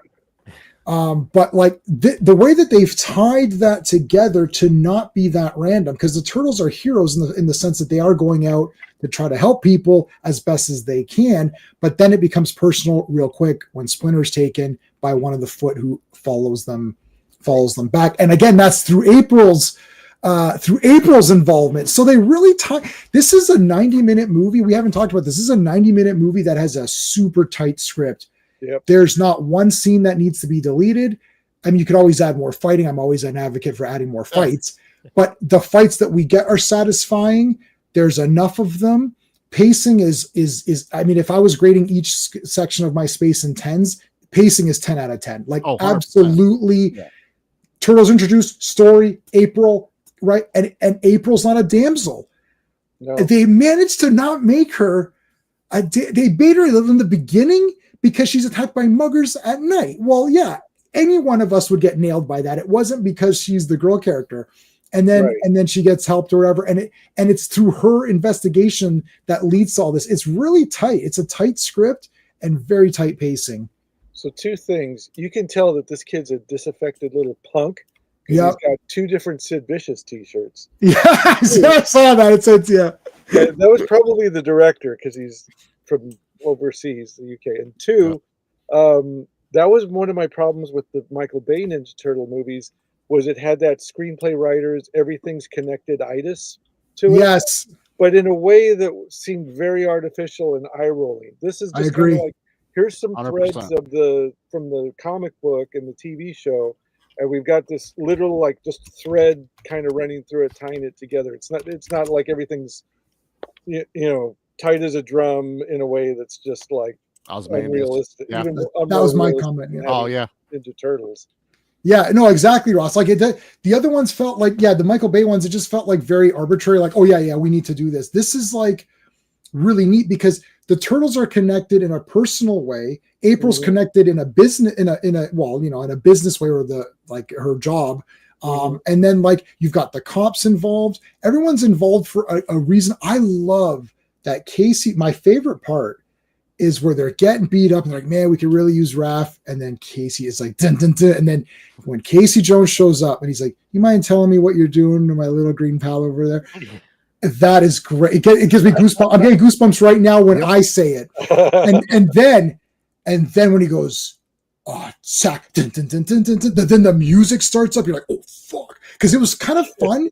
And then the music starts up, and then Casey Jones is destroying them. And it's like, I'll cover you. It's just like so badass. Anyways, but this is Ozymandias. I was like, hey, he's got all the screens or whatever.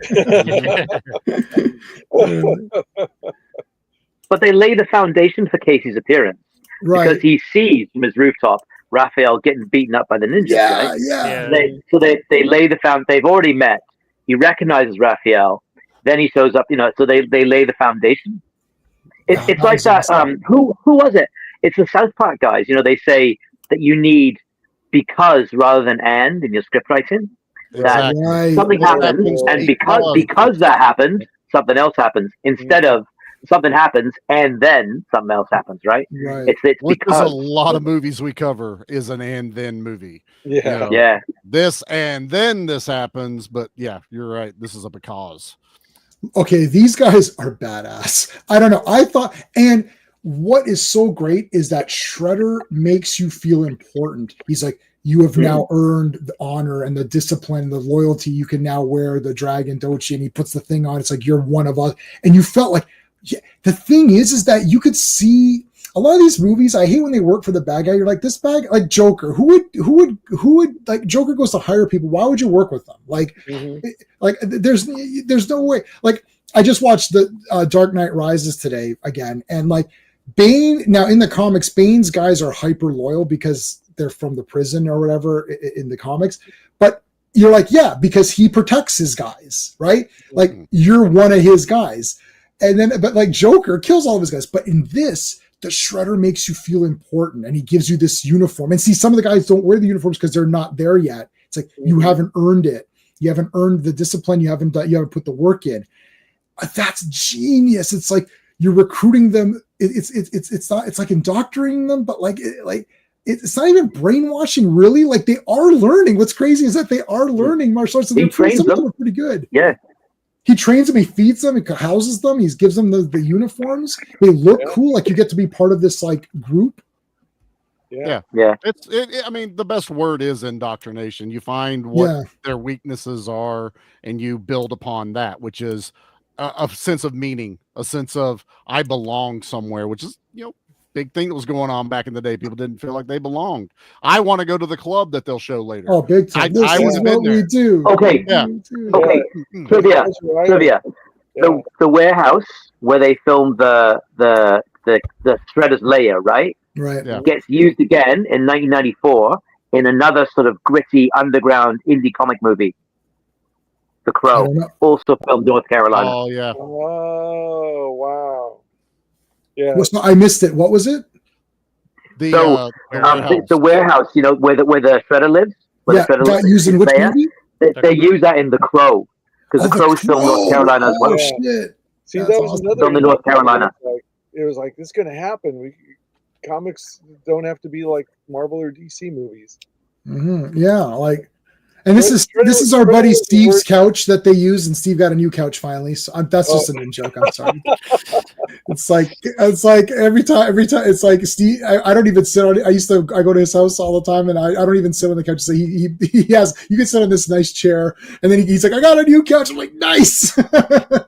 I can come over more often now. Anyway, so they tell the story here. She gets scared. Wouldn't you? Giant anamorphic. It knows my name. I don't know if I would. I think I'd be like, wow, this is awesome. But why did I dream of Harrison Ford? I would have been all in. I would have been like, okay, let's do this. Can I be a ninja as well? It's like, Yeah, no. Can you train me like you train them? I need to be a ninja. It is very simple, Miss O'Neill. But do you know about the foot? Like, they have all these kids, right? They're inner city kids and stuff like that. But then like the one foot guy, or the one he puts the mask on, he's Asian looking, and the other guy that goes up to April, he's like, "We've been looking for you, Miss O'Neill." Like, they're Asian. I'm like, where are the American kids that they're making the foot? Like they're always Asian. They're not like, allowed to talk. Wait a minute. There's a ginger kid. There's the ginger kid who's beating everyone up in the dojo. There's the ginger kid.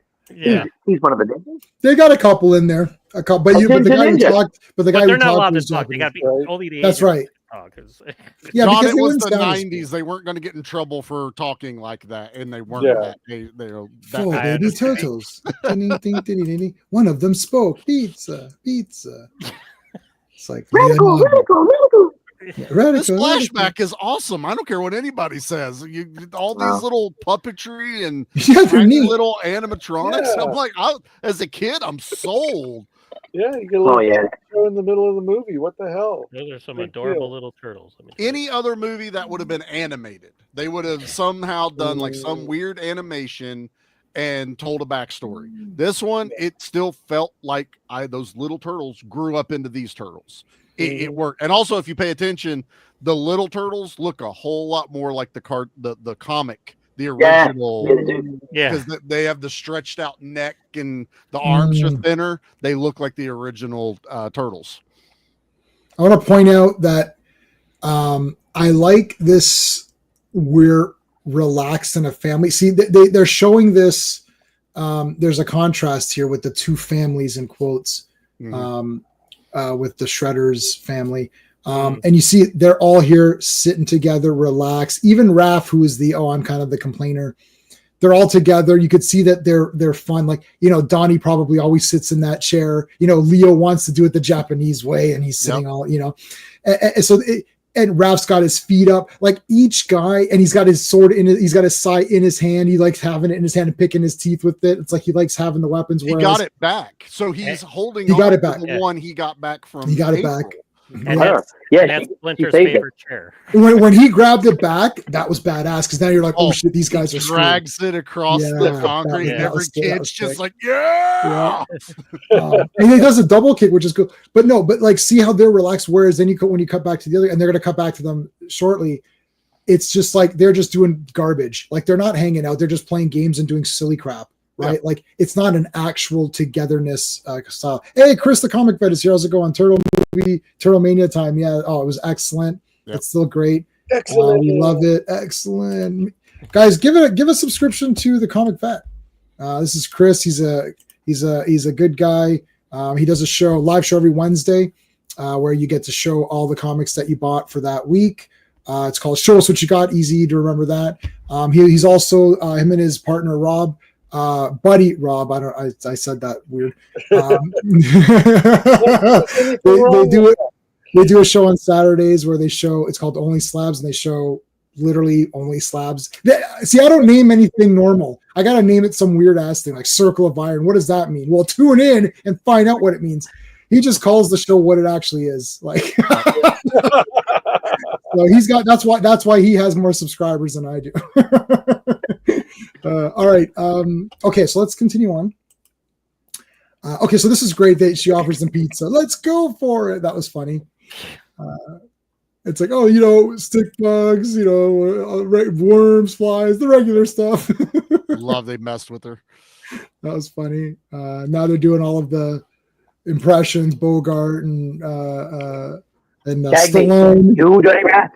Ooh, dirty rat.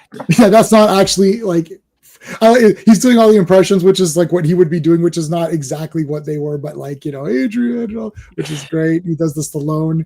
And then she makes a joke and they kind of are like, they didn't get it.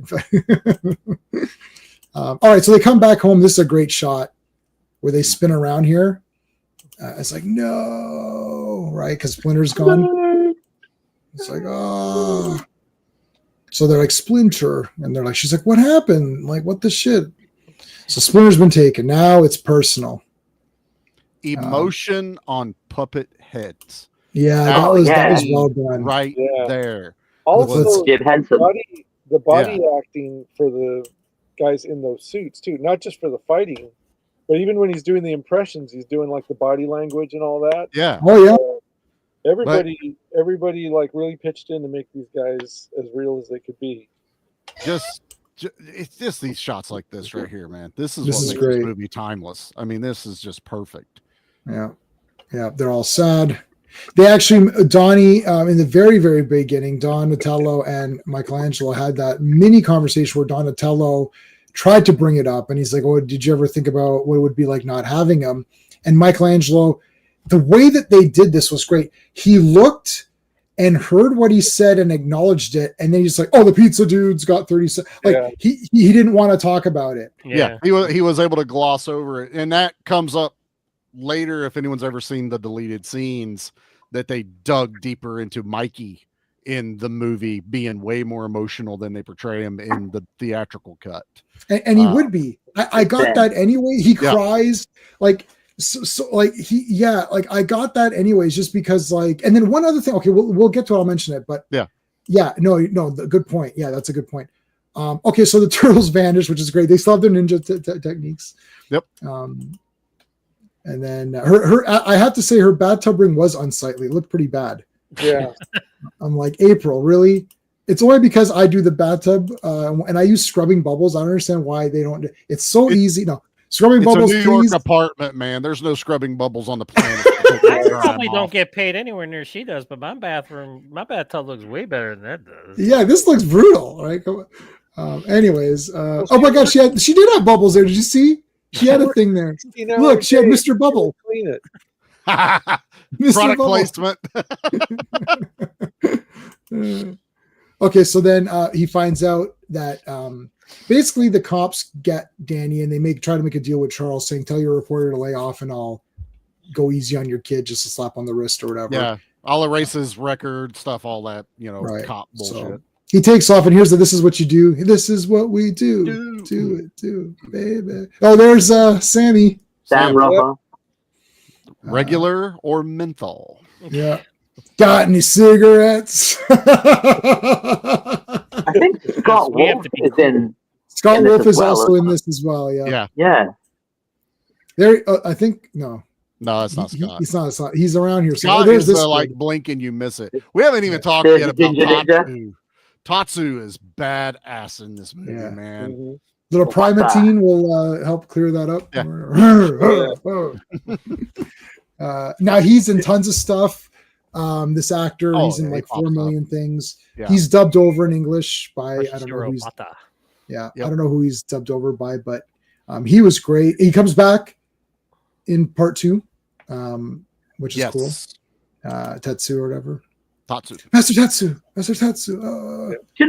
The one film he's not in, which I really would have expected him to be in, is Big Trouble in Little China, because in that opening battle in the alley, they have like almost every Asian actor known for martial arts. So you got like James Liu and Al Leong and all those guys in there, right?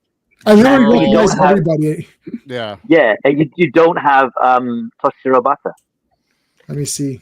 Maybe it was a sick day for him. They didn't have Toru Tanaka either, so it's all a miss. Was he still alive then? Was 87? Oh, maybe he was. Yeah, he was. Yeah. I think actually Tanaka was meant to play this role originally. I think he was the original cast-in choice for Tatsu. I could have saw that, being a big hinchy type thing, but I like Tatsu. He plays a good, silent, henchman when you can't have Bebop or maybe he was doing Running Man. Maybe he was doing Running Man at this point. What was Running Man? Was that? No, the Running Man. Early 80s. That Was he in Oh, Running Man? I don't think he was in Running Man. Was He he? was Toro Not- Tanaka. He was Sub-Zero in. talking about Sub-Zero. Oh, sorry. Okay, Yeah. sorry. I thought you were talking about. Professor No. Toro tonight. Sub-Zero. Now Yeah. just Zero. Yeah, That was yeah. like 87, something like that. For All right. Okay. All right.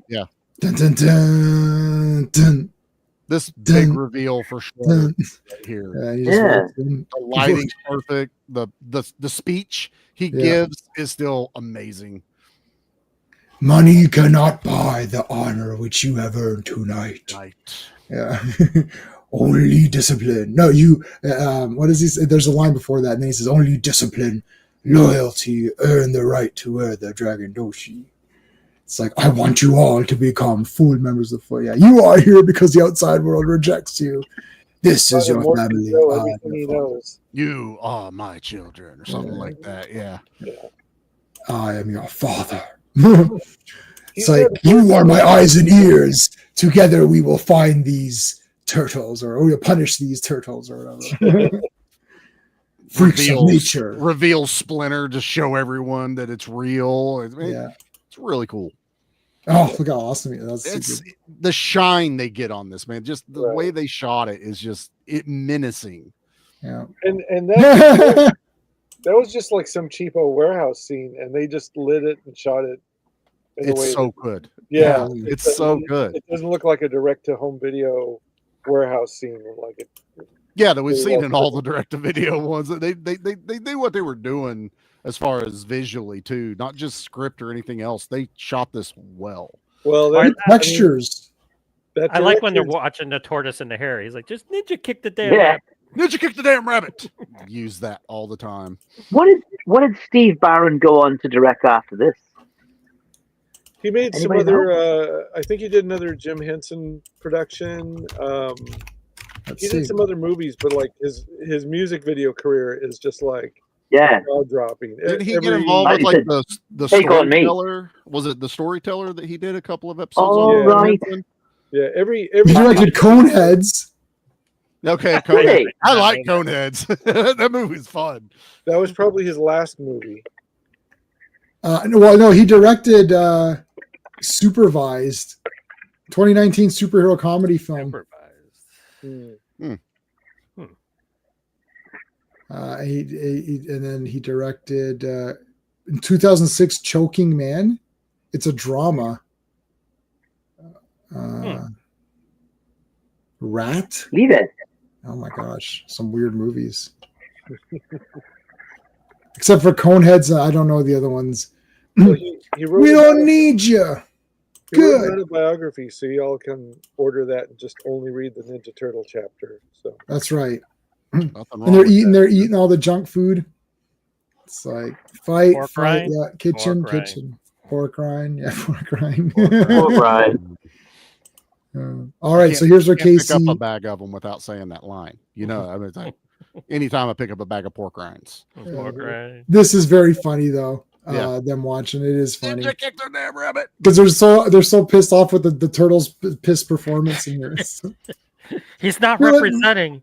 Yeah, you're letting them go right by you. Come on, Ninja kick the damn rabbit. Well, then they had Usagi Yojimbo. Yep. Yeah.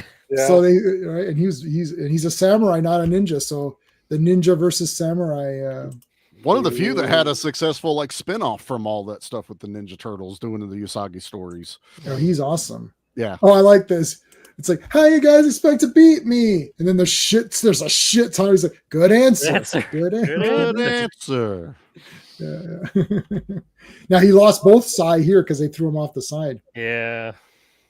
I remember being slightly not disturbed. Maybe that's not the right word, but I was definitely like, oh, like when they beat the living crap out of him, I was like, oh shit.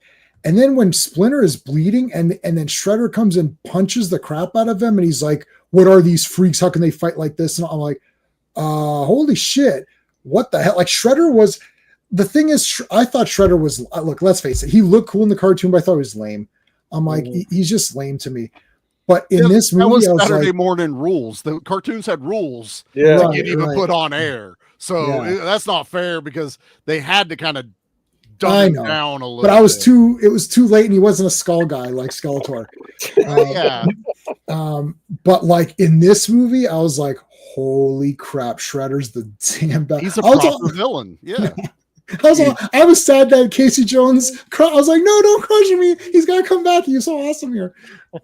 Also shocking for a kids movie. Yeah, he crushed him. Yeah, but it was like, in Casey's defense, it was a total accident. He said, he even said, he's like, "Whoops," and he fell. And, Whoops.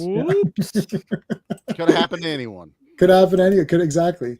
So now here they're playing the jokes on each other with the.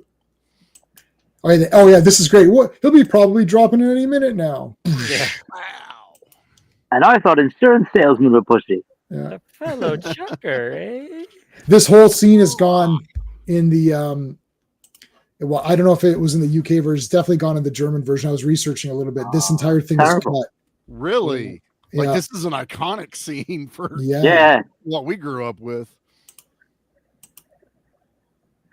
Yeah, like how many of us have hurt ourselves trying to recreate that scene?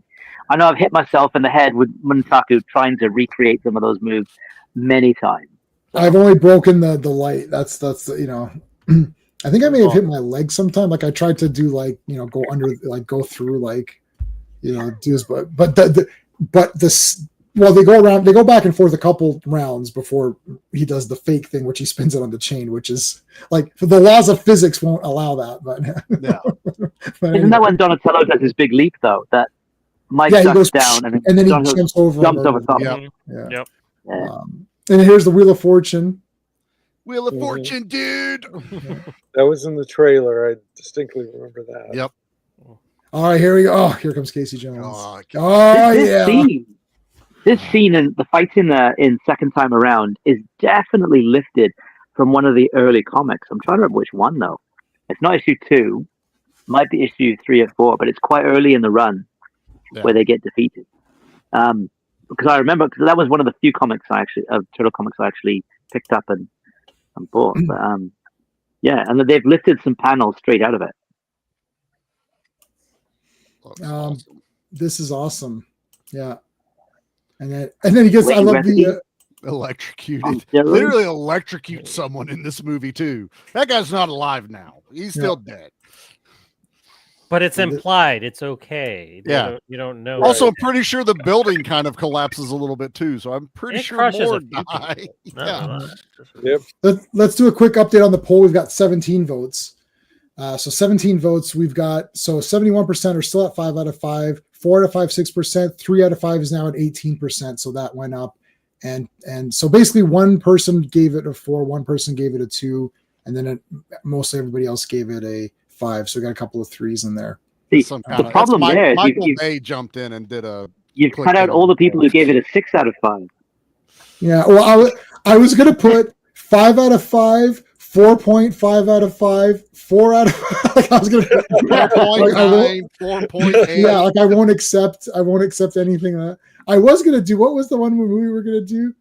Oh, I can't remember what we were gonna do. One of the movies that I was gonna put 5 out of 5, 5 out of 5, 5 out of 5, or 5 out of 5. Or I was like 5 out of 5, 10 out of 10. Yeah, 4.9999 out of 5, 9.999. 5 stars. I love it. I love this. Casey Jones actually ended up being like even a fan favorite on the cartoon. Like you had all awesome. your Ninja Turtles and stuff, but Casey just kind of took everything and went nuts with that character design. Well, you couldn't be a Ninja Turtle because they were mutants, right? Yeah. But you could be Casey Jones, so you felt like, oh, I could be Casey Jones. I dressed up to him a couple times for Halloween.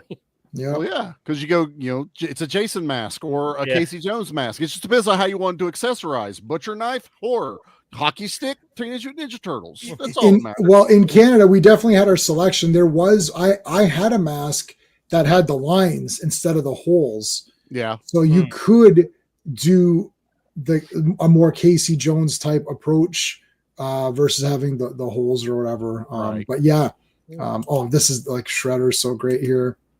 He's Darth Vader. Yeah. Look at this, putting the blades up to Splinter. That's cool. He's still rocking his 80s shoulder pads though. Yeah, that's okay. It's a power move, man. It's only That's- 90. It has Yeah, like a- it's literally 90. 89 was last year. You don't change the fashion that yeah, fast. it still overflows Yeah. into the next decade. Yeah. It Now, also, if it was 1993 and he was still rocking the shoulder pads, I'd be like, well, it's a okay, little different. yeah, it's all Yeah. right. Pretty It's Woman's time- already out. You know, we It's gotta time go to down with retire this. him, you know? Yeah. It's like it's time to But get out of here. there's another scene. It passes it so fast is the fact that they lost the turtles. They got away. Shredder doesn't yell at Tatsu, but the Right. way he stares at Tatsu and then walks away without saying anything, which Yeah. causes them to rage and beat the shit out of the, you know, the underlings. That's still awesome. Like That is you're like, awesome. I just pissed off the meanest man in the world, and I'm the second meanest man in the world. I'm going to go take it out on everybody. It's acting without words. That's works why I so don't like well. that bad guy. Yeah, this is where I would be leaving the Foot Clan. I'd be like, Yeah. well, I'm out. Tatsu just beat the shit out of everybody. I think I'm done. Yeah. Yeah. I'm gonna take my Dragon Duchi off. That was his and favorite guy too. I'm out. I'm not playing anymore. Yeah, like what the heck? I'm gonna go back and play video games. Can I Well, can I yeah. demote myself? He had to pick the best one to beat up. If he just took some other douchebag, you know, nobody would have like it. That's what you do. That the alpha picks, you know, Yeah. the best one. Well, he also picked the one that talked back to him because Yes. he knocks the one foot soldier out, and then he jumps on, you know, in the way, and that's like, you're showing compassion. So now I have even more reason to beat the shit out of you. just don't say anything. Just hide in the corner. Yeah, Just be like, just- I'm over here. Stay in the shadows, man. The ninja way. Stay in the shadows. So poor Splinter here is just beaten up and bloody, and he speaks to Danny. And he gives him the better origin. The other, well, this is his origin. So he gave the turtles origin, and now he's giving his own origin because we never really got This his is the origin. Wolverine origin. Yeah. And the best part is when they got the little rat like practicing the martial arts moves like his masters. You In see the this little cage. rat like Right. he's like Yeah. I remember watching this on VHS and my sister was watching it. She was like, "What the fuck are you watching?" I'm like, "Job." I'm watching a rat learn how to do karate. Yeah, right? Leave me alone. Jesus, what do you want, lady? There's Casey Jones trying to fix the thing, and he's just like, there's Judith Hogg looking sultry yet yeah, simple. yeah. This is I'm just on also the farm. this is also a fun play on the dynamic between Casey and April, because any other Yes. movie they'd be immediate love interests. You know, she'd be like we were saying, she's not the damsel in distress, so she's Right. giving Casey shit back immediately. This Yeah. entire playful interaction they're having, frustrating each other, and now as an adult you appreciate it even more watching it. And it's not overplayed or stupid either. It doesn't go on forever. Yes. It's like one quick scene, and then they move it on. It's called exaggerated flirting. Yeah. They're also Here- probably aware that most of their fans think that girls have cooties, so they I did Yeah. think Get all that. mushy. Thank you. I did. Yeah, you don't want cooties. Circle, dot, dot. Now I've got my cootie shot. So now I'm okay. Have you heard? Oh, you didn't know? You did not know how to get your cootie shot? no. That Are you is- guys serious is right that now? Canadian? That is, I've never heard that. Oh my God! No, seriously, that is Canadian then. Yeah, Okay. Canadians- I heard that. Because we I have- heard that. It's circle, Circle, dot, dot. dot, Now I've got my yeah. cootie shot. Yeah. We used to have cootie resistant spray. It was Charlie, like that an was rampant in imaginary my spray school when I was can. growing up. I have no concept of what. I mean, that I'm Oh, from yeah. Ohio. It's Ohio. Maybe it was Yeah. because I'm Maybe it's a Maybe northern so thing. John knows. So Yeah. that is so odd. Circle, circle, dot, dot. Circle, No. circle, dot, dot, dot, dot. Now I have my Dot. cootie shot. Yeah, and you're I good grew to up- go. I grew up. You're you just good had to go. fucking man. cuties. It's like, I Like can- you just lived with it, you know. No, It was no, like, no. No. It's like No. herpes. You just got it. That's No, all. you know what it Kept is. You know what it is. It's the free healthcare that in Canada. That's what. That's that- what it that's is. You guys got all the vaccines and all that bullshit. We just had to deal with Developed it. a vaccine for cooties. Yeah, because I'm I went pretty- there. I was like, doctor, I think I like girls, but they have cooties. He's like, let me help you out, buddy. Let me help I'm you. out. pretty sure when I got my marriage license, they asked you if you have any diseases. I was like, cooties, obviously. I've got cootie. I think I've got them. I might. I got them for her. That's where they come from. Now I don't you're know what- immune to the cooties. Yeah, I was immune, man. I got the I mean, immunity. like, still, you're an adult. What are you talking about? I love that April can draw. Isn't this such a neat thing to throw Not in only there? can she draw, she could draw well. Like she could be Like, she could be I drawing was Ninja hoping Turtle she could comics. draw like Kevin Eastman. Yes. You know, Oh, that so- would have been neat. But it's Yeah. cool that they transition it Yeah. to a scene. Now, here's the thing I was saying earlier. I would have liked to have seen Michelangelo's drawing. Like we didn't get to see Mikey drawn. They cut that. Yeah. Yeah. I kind of get it because they're trying to keep Michelangelo the fun-loving, playful character Right. like the kids knew from the cartoon, Yeah. because he gets depressed very badly. And I think they're on YouTube, and they may be on the 4K release we're getting, Yeah. where you can see the scenes. It'll be coming up too that when Raph is on the roof yelling Splinter, that's not Raph. That was originally filmed as Michelangelo, and they dubbed it over in Raph's voice. It was Mikey basically losing his shit because he lost that anchor point. But that would have been better. They changed it all around. Yeah. Because that ties into the scene where he didn't want to talk about it. He didn't want to even contemplate that as a thing that can happen. And the next morning, him after having the vision, that's why he's crying the most. And then he tries to get back into the playfulness, and he does the turtle wax joke.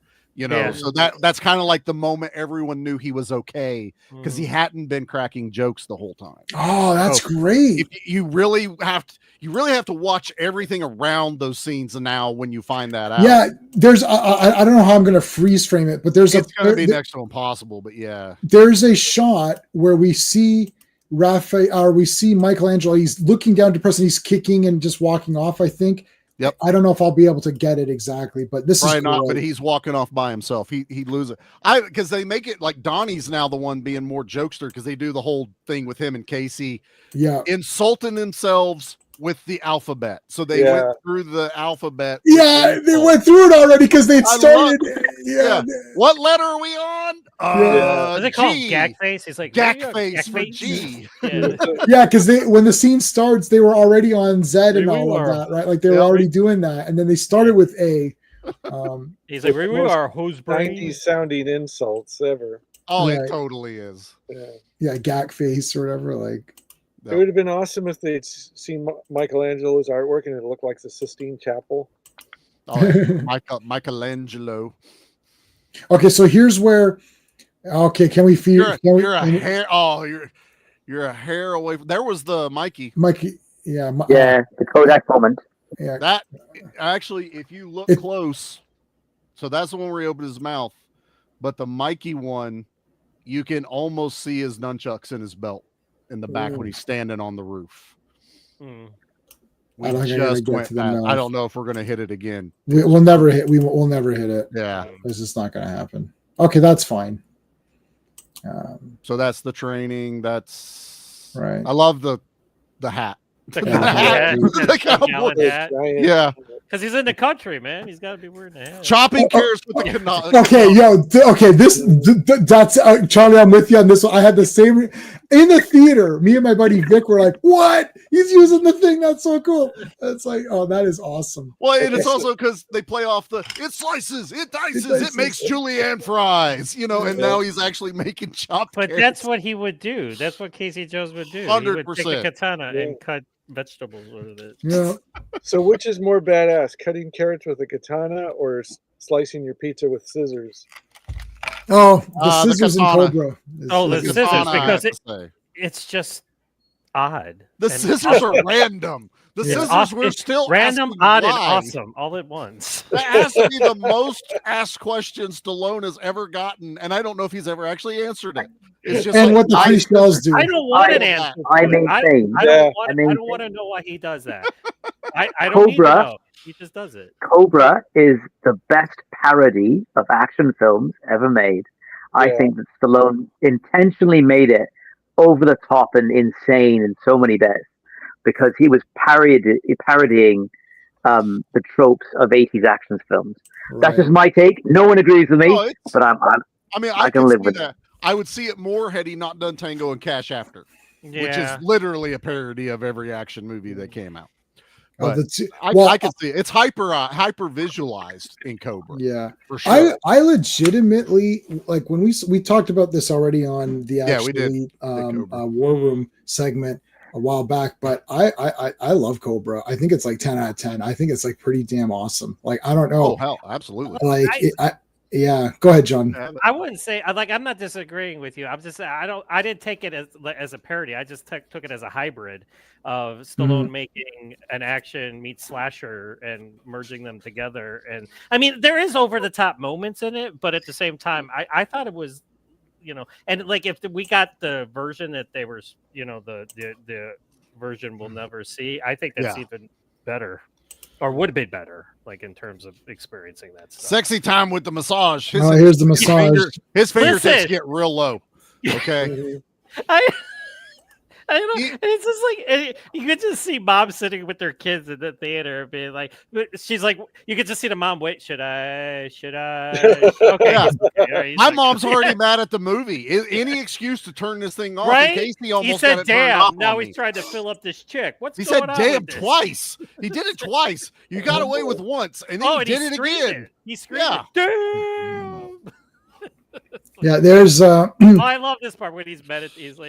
That's what Leonardo would do. He's meditating. He's like, Yes. and he gets the connection. That's cool. Yes. He's the leader. That's why. There's a reason why he's the leader. I mean, Raphael might get pissed because he is, but that's why Leonardo's the leader. Right. Yeah, Leo, we all think he's. I don't think. I know. Yeah. This is cool, getting the meditation here. If there's a dry eye anywhere where someone's watching this scene, I will punch Not that at all. person in the And I face just with love the my reaction eye. of them once the apparition goes away, and they're all just like they're how excited they are and happy and like and they're freaking internal outfits, but it's so realistic. And the camera hovers longer on the Mikey reaction at the end of this, and that's when Donnie puts his hand on his shoulder and everything. So but I love this scene. This scene. Yeah, it's great. And he goes like, "Yeah, now I love you all, my sons." And then the way that they do it, where it's like, it's time to go back, boom, and then it's like the music hits like dun, dun, dun, dun, dun, and they're going back. That's all. The thing is, the editing on here is so good, not just with the fights, but the general editing, where it's just even the transition with the photos to transition to that. That's a cool thing. But even just like they end that with Casey Jones when he comes in to save them, it's like they're getting beat up, so we can really use Raph right about now, and it's being kind of silly, like it's got that goofy music, and it's kind of being a bit goofy, and they're spitting water and whatever, and then it gets serious because they're getting their asses kicked, and then it's like it just cuts, and then it's like dun, dun, and it actually plays like this music for his entrance. You're like, oh shit, here we go, because it's getting serious. It was all fun in games, like they're hit using symbols and it's all cute, but then it's like we're getting our asses kicked. They're losing, and it changes the tone of everything. Well, you notice like they take the seriousness out of the foot beating up Raphael too, because then they show him pulling him down the stairs. He's like, and his head's hitting the stairs. So it's like okay, so it's like this is serious, but like they're kind of toning it down. They had to find that balance. Exactly. It's still a PG movie directed at kids, So all of the German stuff, I read this. It all has goofy sound effects, like boing, boing, boing, boing, boing, like it's all weird to tone it to make it seem not as bad, like 60s Batman type sound effects. Right. To make it seem, it's all just fun and games. It's like they're just playing around. It's like they're getting their ass kicked. Like Raphael got beaten to death pretty much within an inch of his life. Well, there's Mikey. There it is. They close up on this, which is insane. Yeah, that's awesome. But look at the puppetry. Look at the expression on that face. Good. Yeah, which is it's just levers and pulleys under latex rubber, right? Yeah. Like Henson had a whole team of guys standing off to the side working the controls and those things. It was like incredible. 5 to 7 guys per turtle or something like that. Like a team of especially for the close-ups, there was a lot more of that. Here's the scene where he talks about his professional hockey career or whatever. It's like, I could have been professional. I could have been somebody. It didn't work. So again, they had a serious moment. Now these two are having a bit of a serious moment. Yep. But then it's time to go back. Yeah, it's time to go back, and then they go back. I love how he's like in the studio now. Was it who messaged me the? Oh no, that was Uvian who messaged saying you're a claustrophobic. He's like, what? I've never even looked at another guy. Yeah. That took a while for 10-year-old Charlie to understand that joke. Okay. It's a real blink and you miss it moment, that joke. Yeah. And then he's like, he goes, no, he goes, you're afraid of enclosed spaces. I don't think, what's funny is that he uses that excuse to immediately leave. He's like, well, I don't have to take this stuff about being afraid. First of all, it was 1 second, one line, 1 second, and then you take off. Like, it's like it's like the fakest rage reaction ever.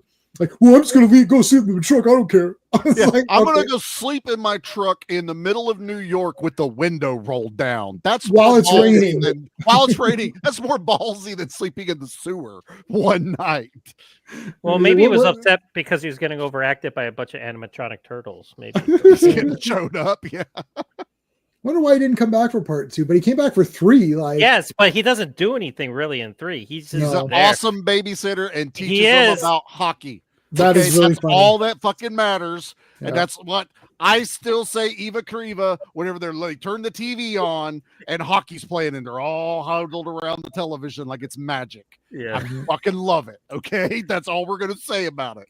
There he is. Trapped in the truck. I wanted to say this too.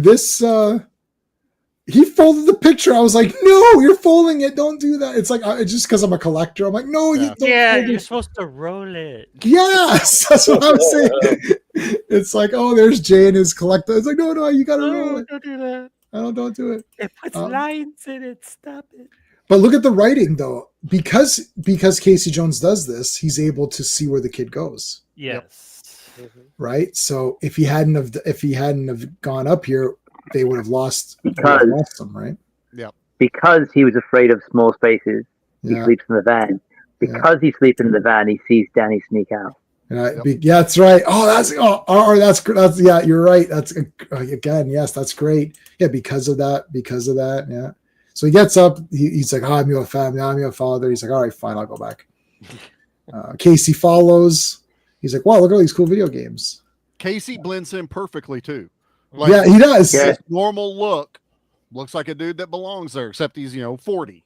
That's all. It's totally different. He's in 30s. We'll get 30s. Maybe mid-30s. Mid to late 30s.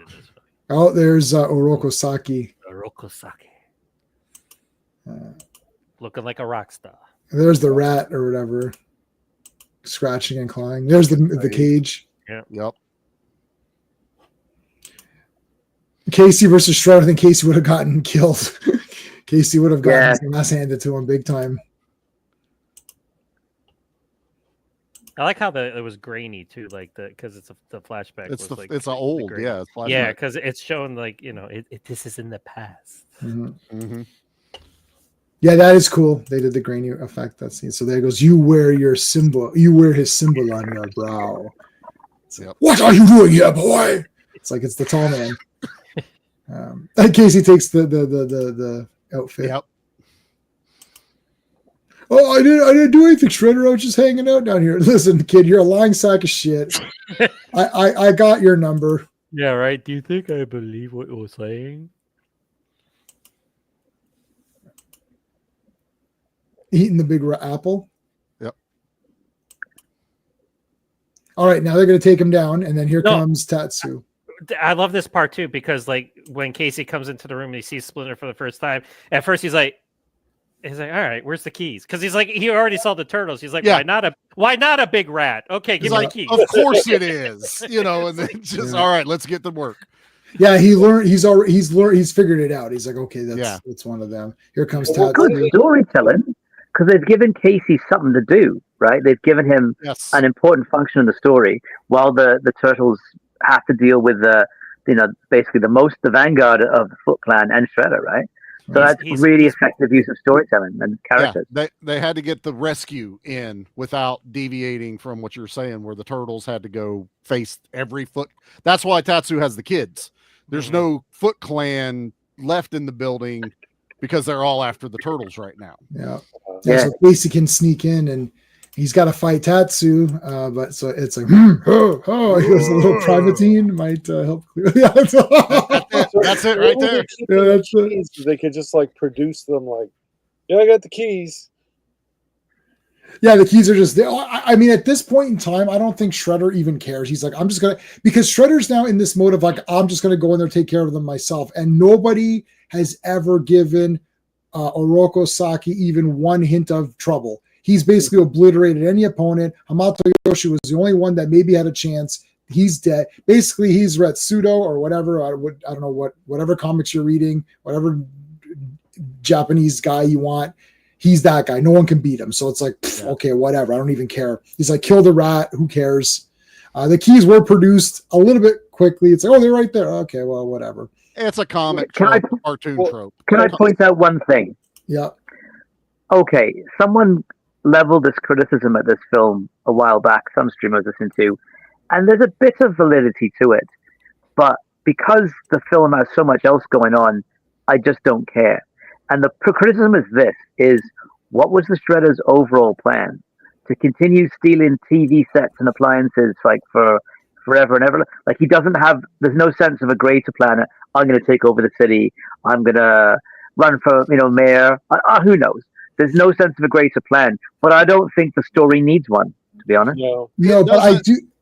Go ahead, Johnny. Charlie, go ahead. No, I was just going to say that this version of Shredder is going off of like Gangland Underground. It's not about being seen.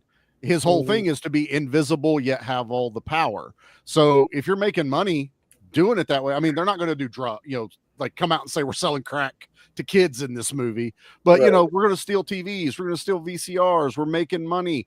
Shredder's not really getting his hands dirty. He's influenced the police already. He's got his own little empire going on right there. Well, so also he doesn't.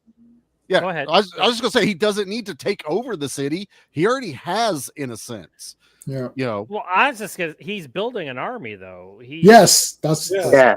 So, but for what? So we never know what if he. I'm sure he had a bigger plan, and his bigger plan is probably getting like these kids, and then, it's a means to an end.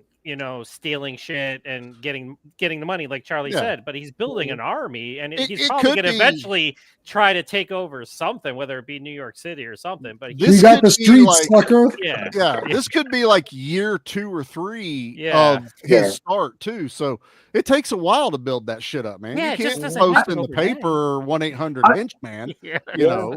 I think it's a fair criticism to point out, but I don't think it diminishes the story in any way. I don't think it does either. No, you know the good guys, you know the bad guy, you know what has to happen, right? Yeah, he's corrupting the youth, but I'm telling you, we got the streets, sucker, right? We're going by warriors.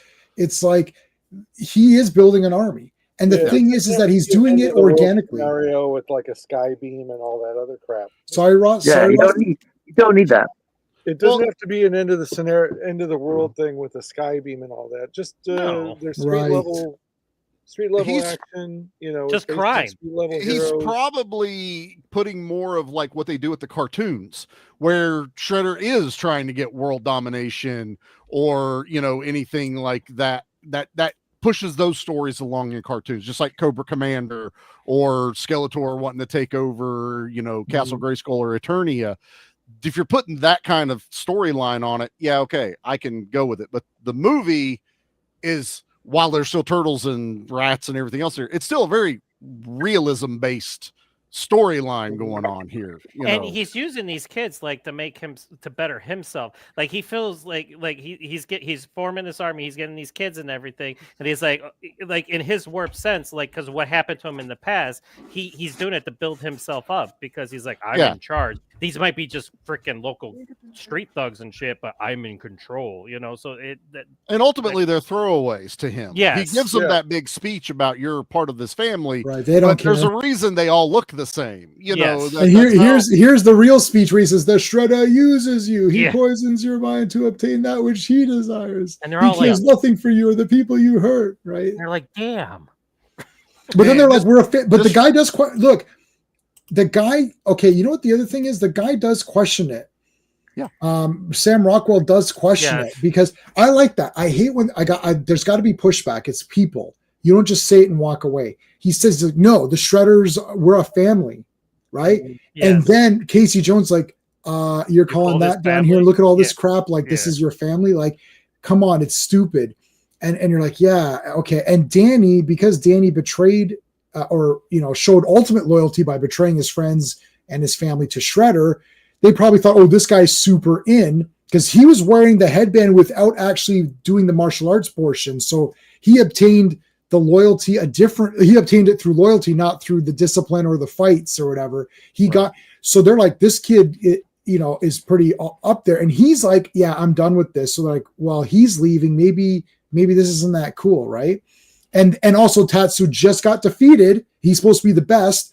And also he treated those guys like shit earlier. So some of these guys are like, maybe this isn't that awesome, right? Well, like maybe we were joking, like, I'm out of here as soon as Tatsu kicked that guy's ass. That's what we would say.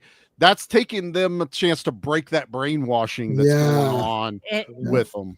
And Tatsu's such this badass throughout the movie, and then Casey hits him once with a golf club, and it's like, oh, okay, that's cool. Great. And then when they see that, they're like, "Oh, wait a second, he's not the best. We're not the baddest of the he's bad. Not We're bad. not. Yeah, exactly. Oh, this is great. I love this scene. Like, this is the best. Like, the fight scene here is awesome. And you notice, like, he's got the swords, and he's slicing guys with his swords. They're not showing like what it's doing to them, but it's like that's what I love about it too, because you got that grittiness in it. He is hitting them with the swords, and he's hitting them the right way with the swords. But then all the music cuts. Yes. Oh no! He makes his entrance. His feet come down. And it's like, here comes badass now. Yeah. And not only that, he's got. Oh, what does he say? He's like, I bet he doesn't need a can opener. Yeah. Maybe all that hardware is for making coleslaw. Yeah. But he's like, he goes, you fight well. Yeah. In the old style, but now you face the Shredder. It's like the Shredder. It's like maybe all that hardware is for making coleslaw. Yeah, but then I love when they're like, at what point did we lose control here? And he's like, oh, maybe someone ought to tell them that we're the good guys. Love that. Well, and it shows the cockiness of them thinking one-on-one, we can take this guy. We're the best. We've been trained. And he does very little movements in dispatching them as well.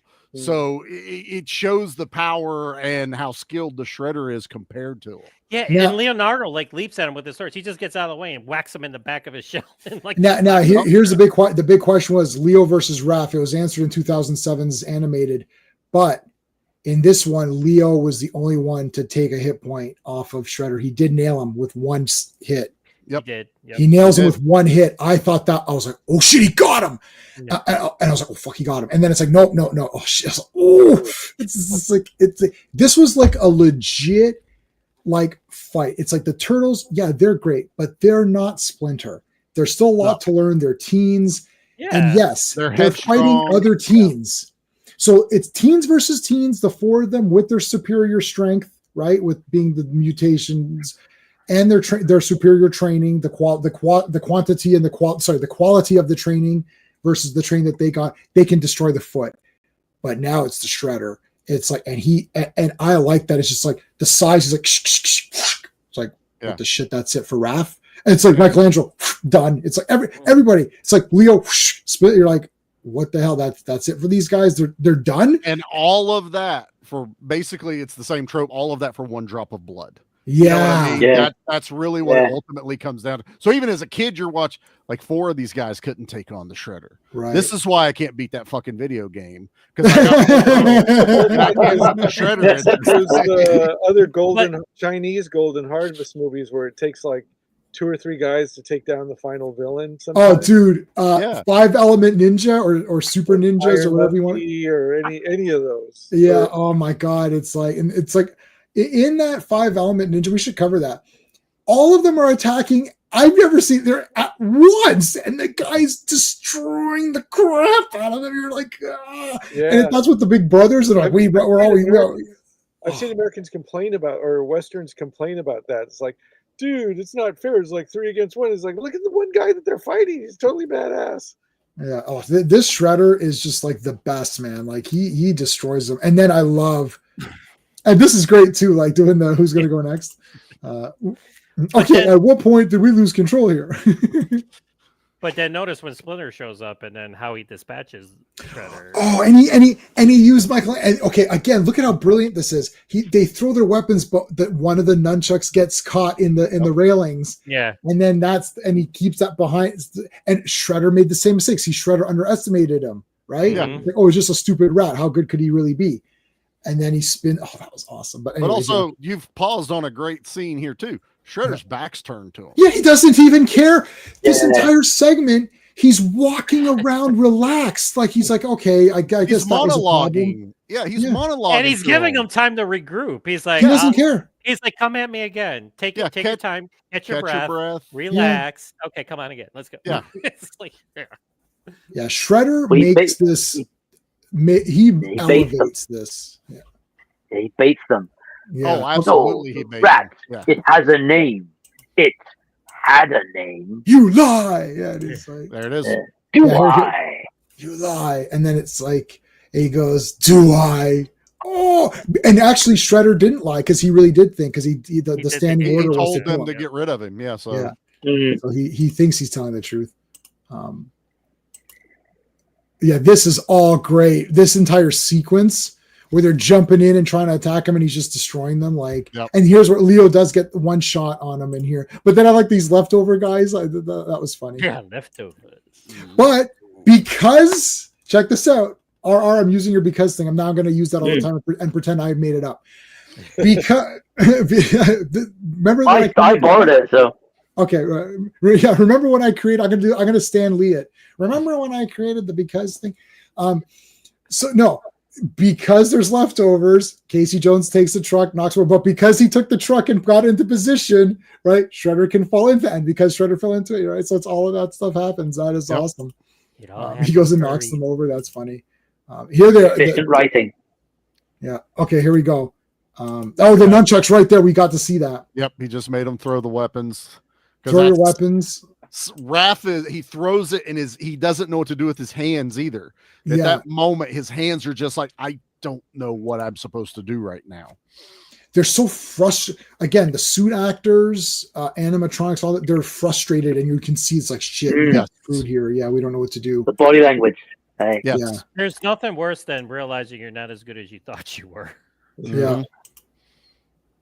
Let me see if I can try to freeze frame to where that was. Yeah, there you go. So in if the you're a legit martial artist, how did they work around the nunchucks, which play a really important? So some of them, I think, because the nunchucks don't hit anybody in that scene, it's just like they spin around and grab them. I guess they kept that part in. They just tried to limit the use of them. So that scene where the two guys go face to face, that clearly, like, literally, you're like, oh, I'm getting nunchucks. Like, I mean, it's like I'm walking. I literally walked out of this theater, and when my mom drove me home, and then I went to my grandfather, I was like, make me these. He's like, okay, and then he did anything I wanted. So he made that scene before you'd seen Enter the Dragon.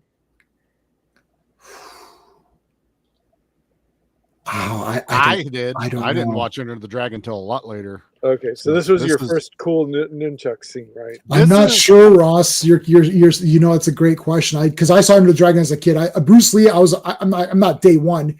Obviously, I can't be day one, but I was day one from when I saw him as a little kid. Right.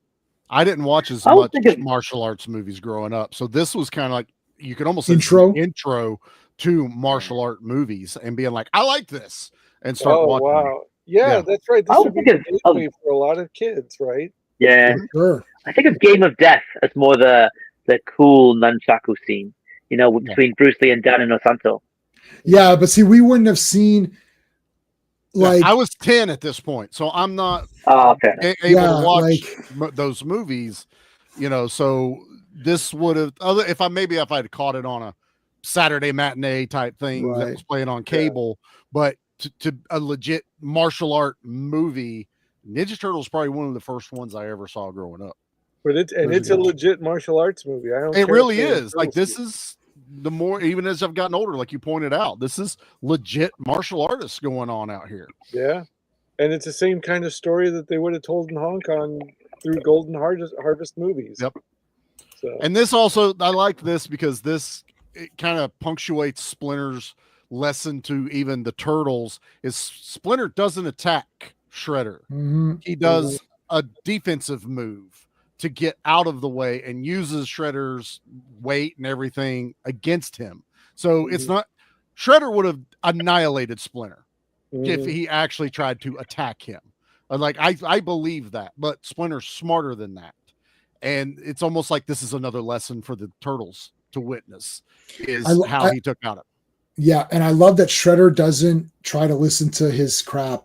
He starts taking her knife. It's like he goes, when you die, it'll be, and he just like, I don't care. You know, it's like, it's very subtle, but like he doesn't care about your little speech that you're saying. He's like, I don't care about you. You don't mean anything, right? You're some stupid rat. And then he tries to, you know, he just tries to get a knife. Like literally while Splinter's telling him the big moral here, he's like, I don't care. He's trying to get the knife out. It's the scorpion and the turtle. You're holding my life with your hands and I'm going to sting you. Yes. I'm going to hit you with this.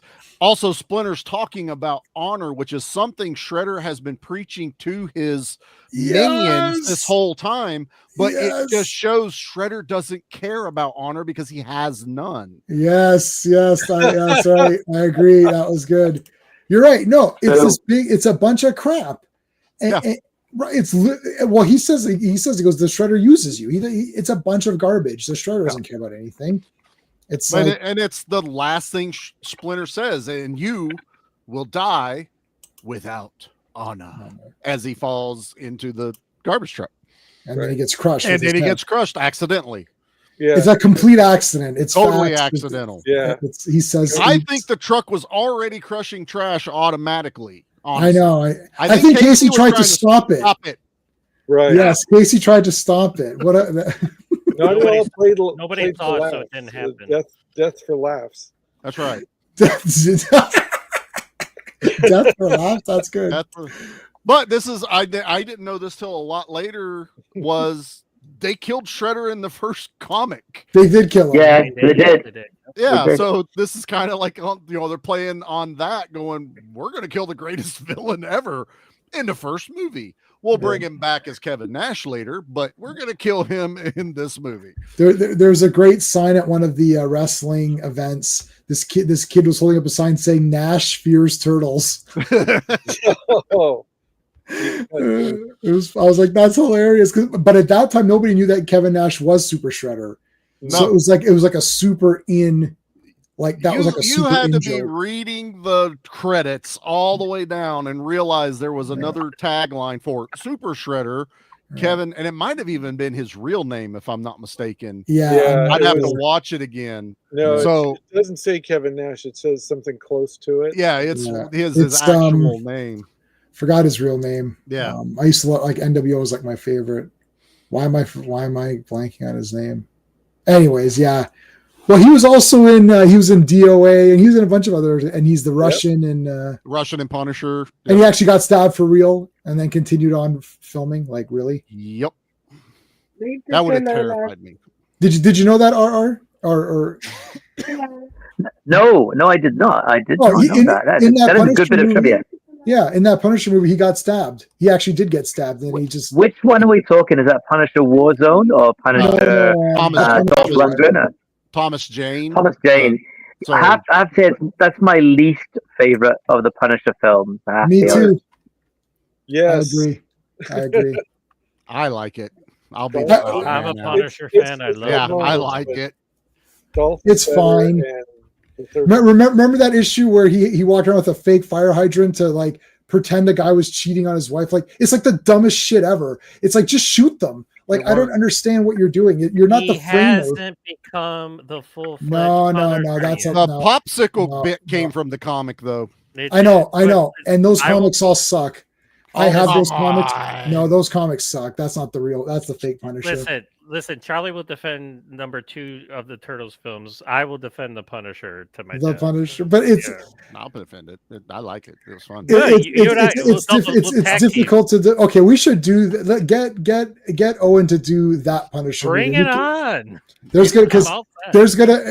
just to forewarn you, both Sean and I super don't like it. So like. You'll be facing me versus Sean is fun because it's like we'll just yell at each other. But if we're together, do you really want both of us yelling? We've been there. We've been there before. Charlie and I are going to be wrapping our hands in wraps and dipping them in. You're gonna go glass. for it. Yeah, That's right.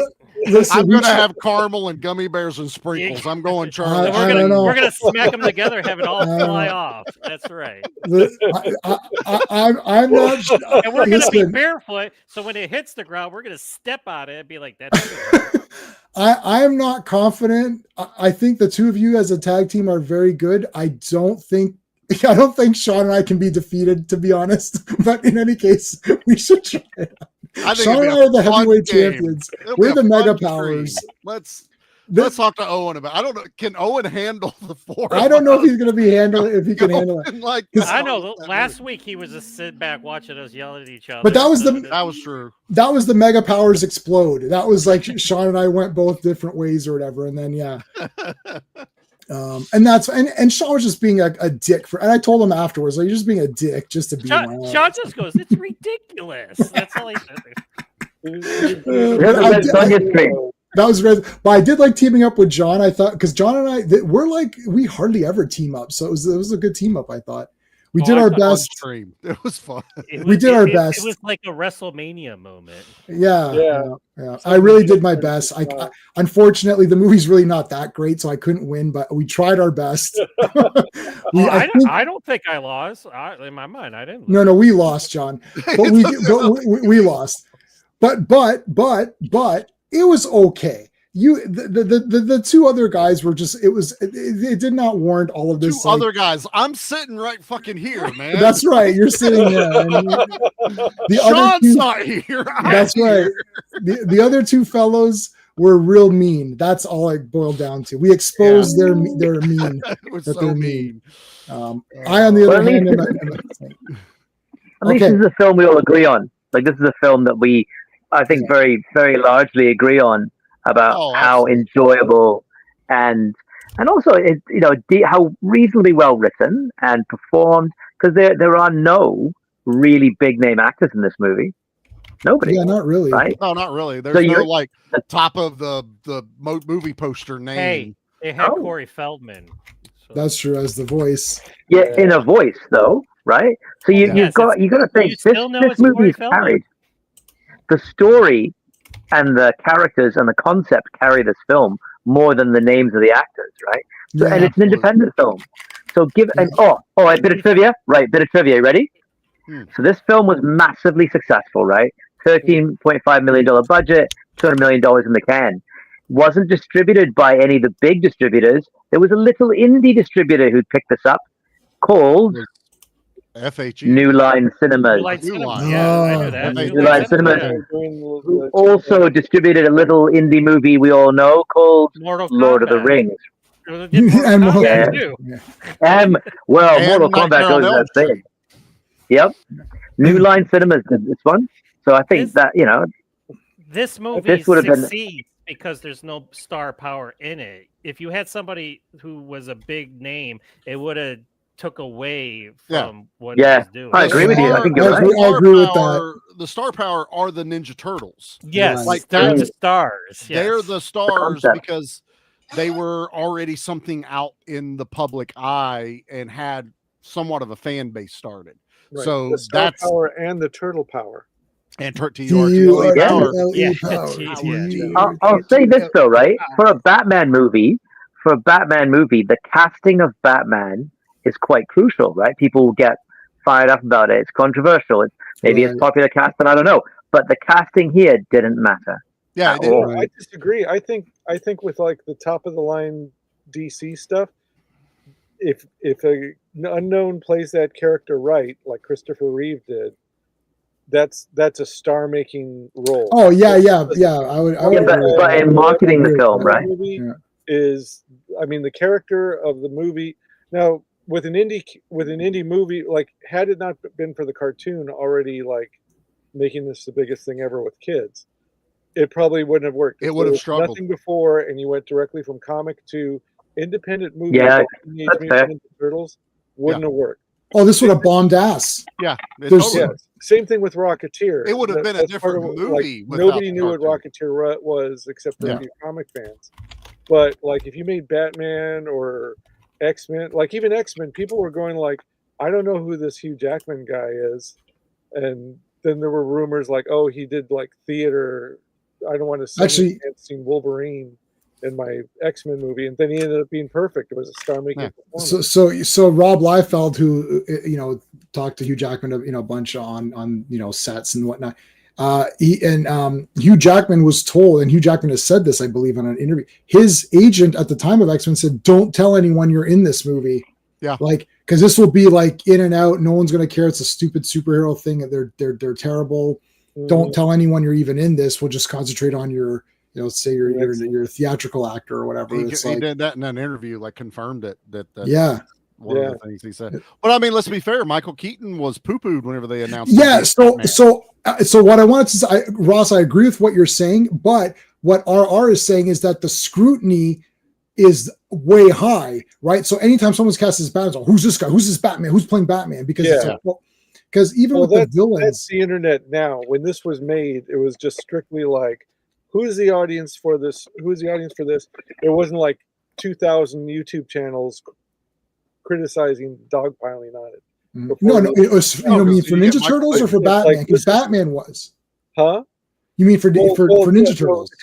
The comics industry, or like when I was getting Comics Buyer's Guide and they announced Michael Keaton, it was like he had been known for Beetlejuice and Mr. Mom, and everyone lost their minds, thought it was garbage. But then they said Jack Nicholson's playing the Joker, and that calmed everybody the hell down.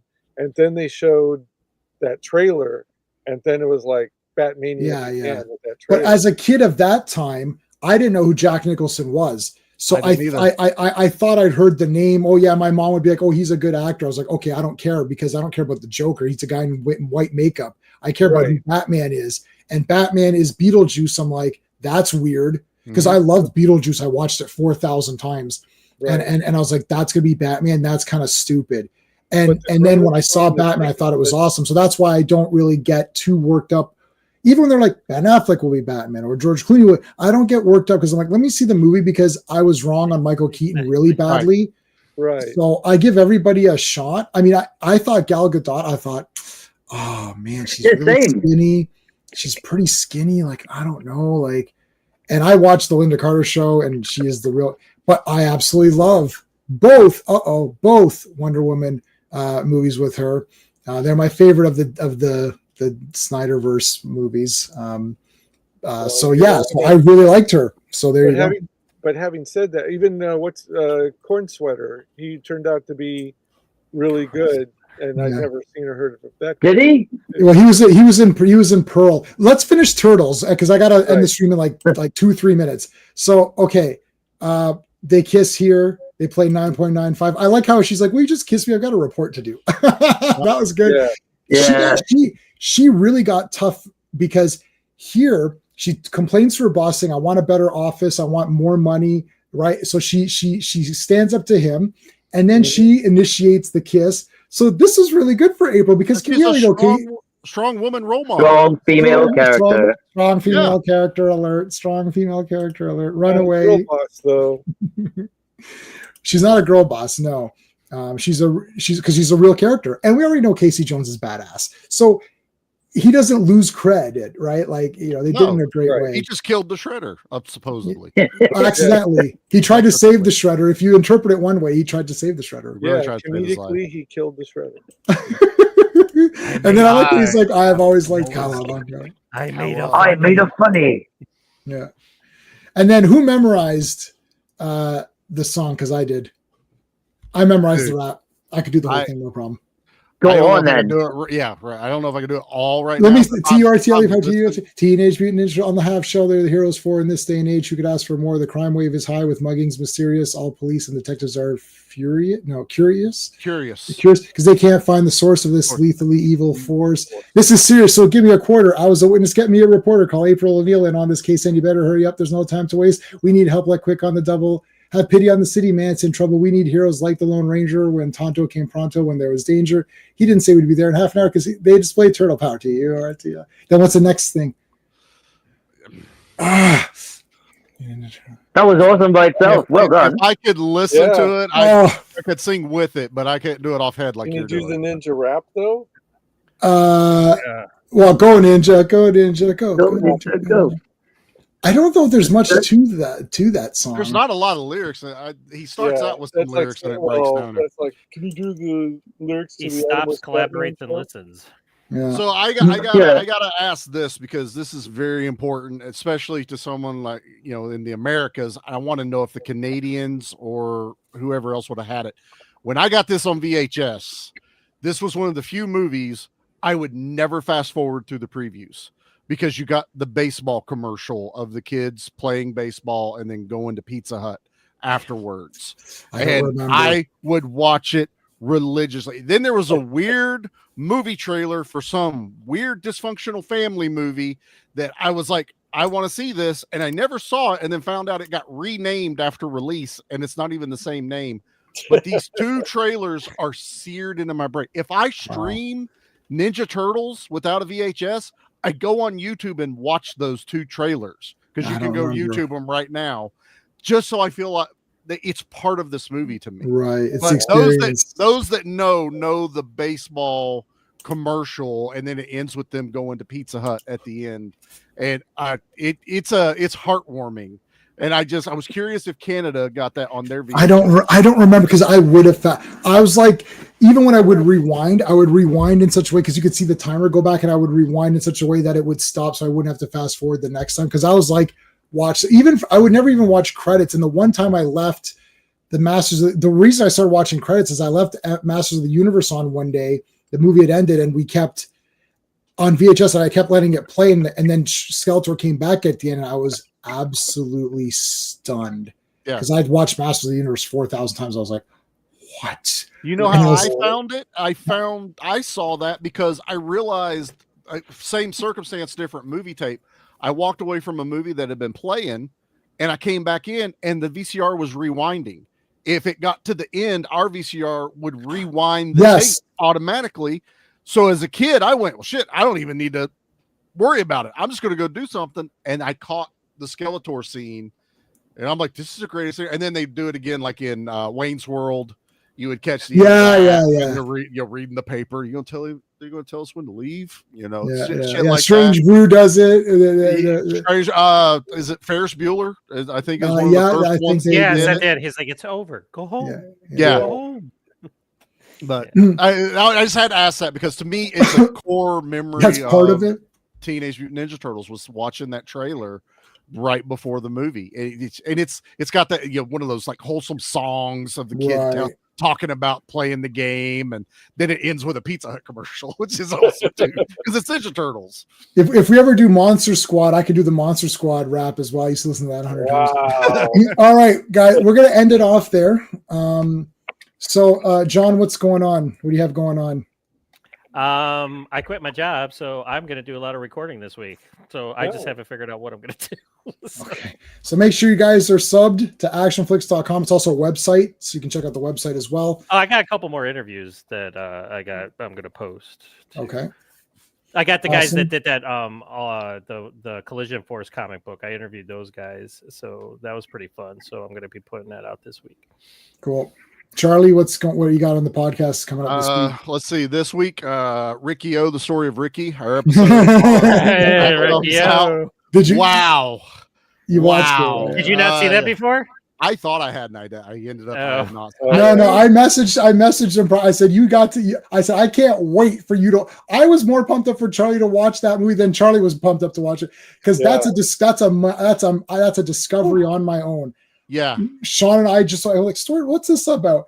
Brought it home and we're like, what is this insane movie? And I still have that crappy DVD that I got. And I was blown away. So your rip was beautiful, by the way. Too. Yes. No. You know what? I didn't get it from I didn't go to the normal library. I was like, no. I need to find. So I borrowed a few from the library and chose the best version I could get you because I wanted you to have the very best quality and with all of the proper, you could sub it or dub, whichever. It was awesome. And then B Action, we just did Equilibrium from 2002. Yeah. Oh, wow. Great movie. That's all, dude. I hadn't watched it since it came out, man. Yeah. That's a thinking man's action movie. We decided that during it. And then next week we were finishing out the birthday month for Pete with Pacific Rim, giant I like it. robots and good fun. kaiju, man. Oh, Love I it. get it. Yeah, I have fun with it. Yeah. Yeah. So that's us. Ross, when's your coming out? We're gonna do once yours all out. We'll do just so you, me, and Sean, not with these other losers. We'll just Hurtful, so hurtful. I say anybody who wants Painful. That hurt. Cruel he is. I'm going to read. Oh, you got my, did I give that? Oh, you bought my book? Wow. Yeah. So wow, that's exciting. it's The first few stories are trash. Just keep that in mind. Okay. I thought I was clever. The first couple stories you're going to be like, J-Man thought he was clever. Newsflash, they weren't. This wasn't clever at all. Oh, I'm buying that book now because No, I'm going to keep referencing that all the time. No, you the scavenger. Yeah, more. But once you pass the first one's okay, and you're going to notice that I borrowed some elements from Flash Gordon's serial. Just borrowed a couple. It's fine. George Lucas borrowed more than I did. I borrowed a few things. Look, Ninja Turtles reading your book. It's a blue skin. I have that book already. I have it from. Yeah, I sent it to you or whatever, I think. Yeah, I got it at care package. Anyway, to answer your question, after we log off tonight, I'm going to be doing the final touch-ups, and I have to mail it in because it's going to the printer tomorrow. Okay, awesome. So get on it. Good. We're gonna I have do a it. question for the Scott Adkins guys, though. Have you seen Prisoner? Hey, have you seen Prisoner? No, we can't. No. Yeah, I gotta be like literally 30 seconds. Okay, no Prisoner of War. You can check their links. Owen reviewed it. He loved it. I'm not sure if I saw John's review of it. I loved it. That's all I need. Shocker. To know. That's all Shocker. I need to know. That's all I was going to ask. It's on the Friends drive if you want it. Prisoner of War is on the drive if you want it. Oh, hell yeah. Okay. Yeah, it's been on there for a while. You should just check every few days like Sean and just take what's there because like I always it's been a couple of days. So all right. Are anything you want to say because this was your idea? No, well, thanks very much, J-Man, for hosting this, and thanks to Circle of Iron for beaming me in for this fantastic movie that doesn't get enough love. And I hope all of you in Canada support your women's rugby team in the World Cup final this week. I will definitely support them. If by that I don't have to do anything physically or pay any money, then I will definitely support them. Us Americans will too. Okay, we'll in solidarity. The government of Canada didn't. They had to crowdfund their way to the tournament. So. Oh no, they did. Yep. Well. I mean, Canadian government gave them nothing. Wow. Well, this doesn't give me much either, to be honest. Fair enough. It's all tied up with this other crap. All right, guys. Well, thanks for joining us. Thanks to everybody in chat. We really appreciate it. Make sure you subscribe to all these people here. It was awesome doing this. Turtle Power, great stuff. We will see you tomorrow for Earth's Mightiest Monday.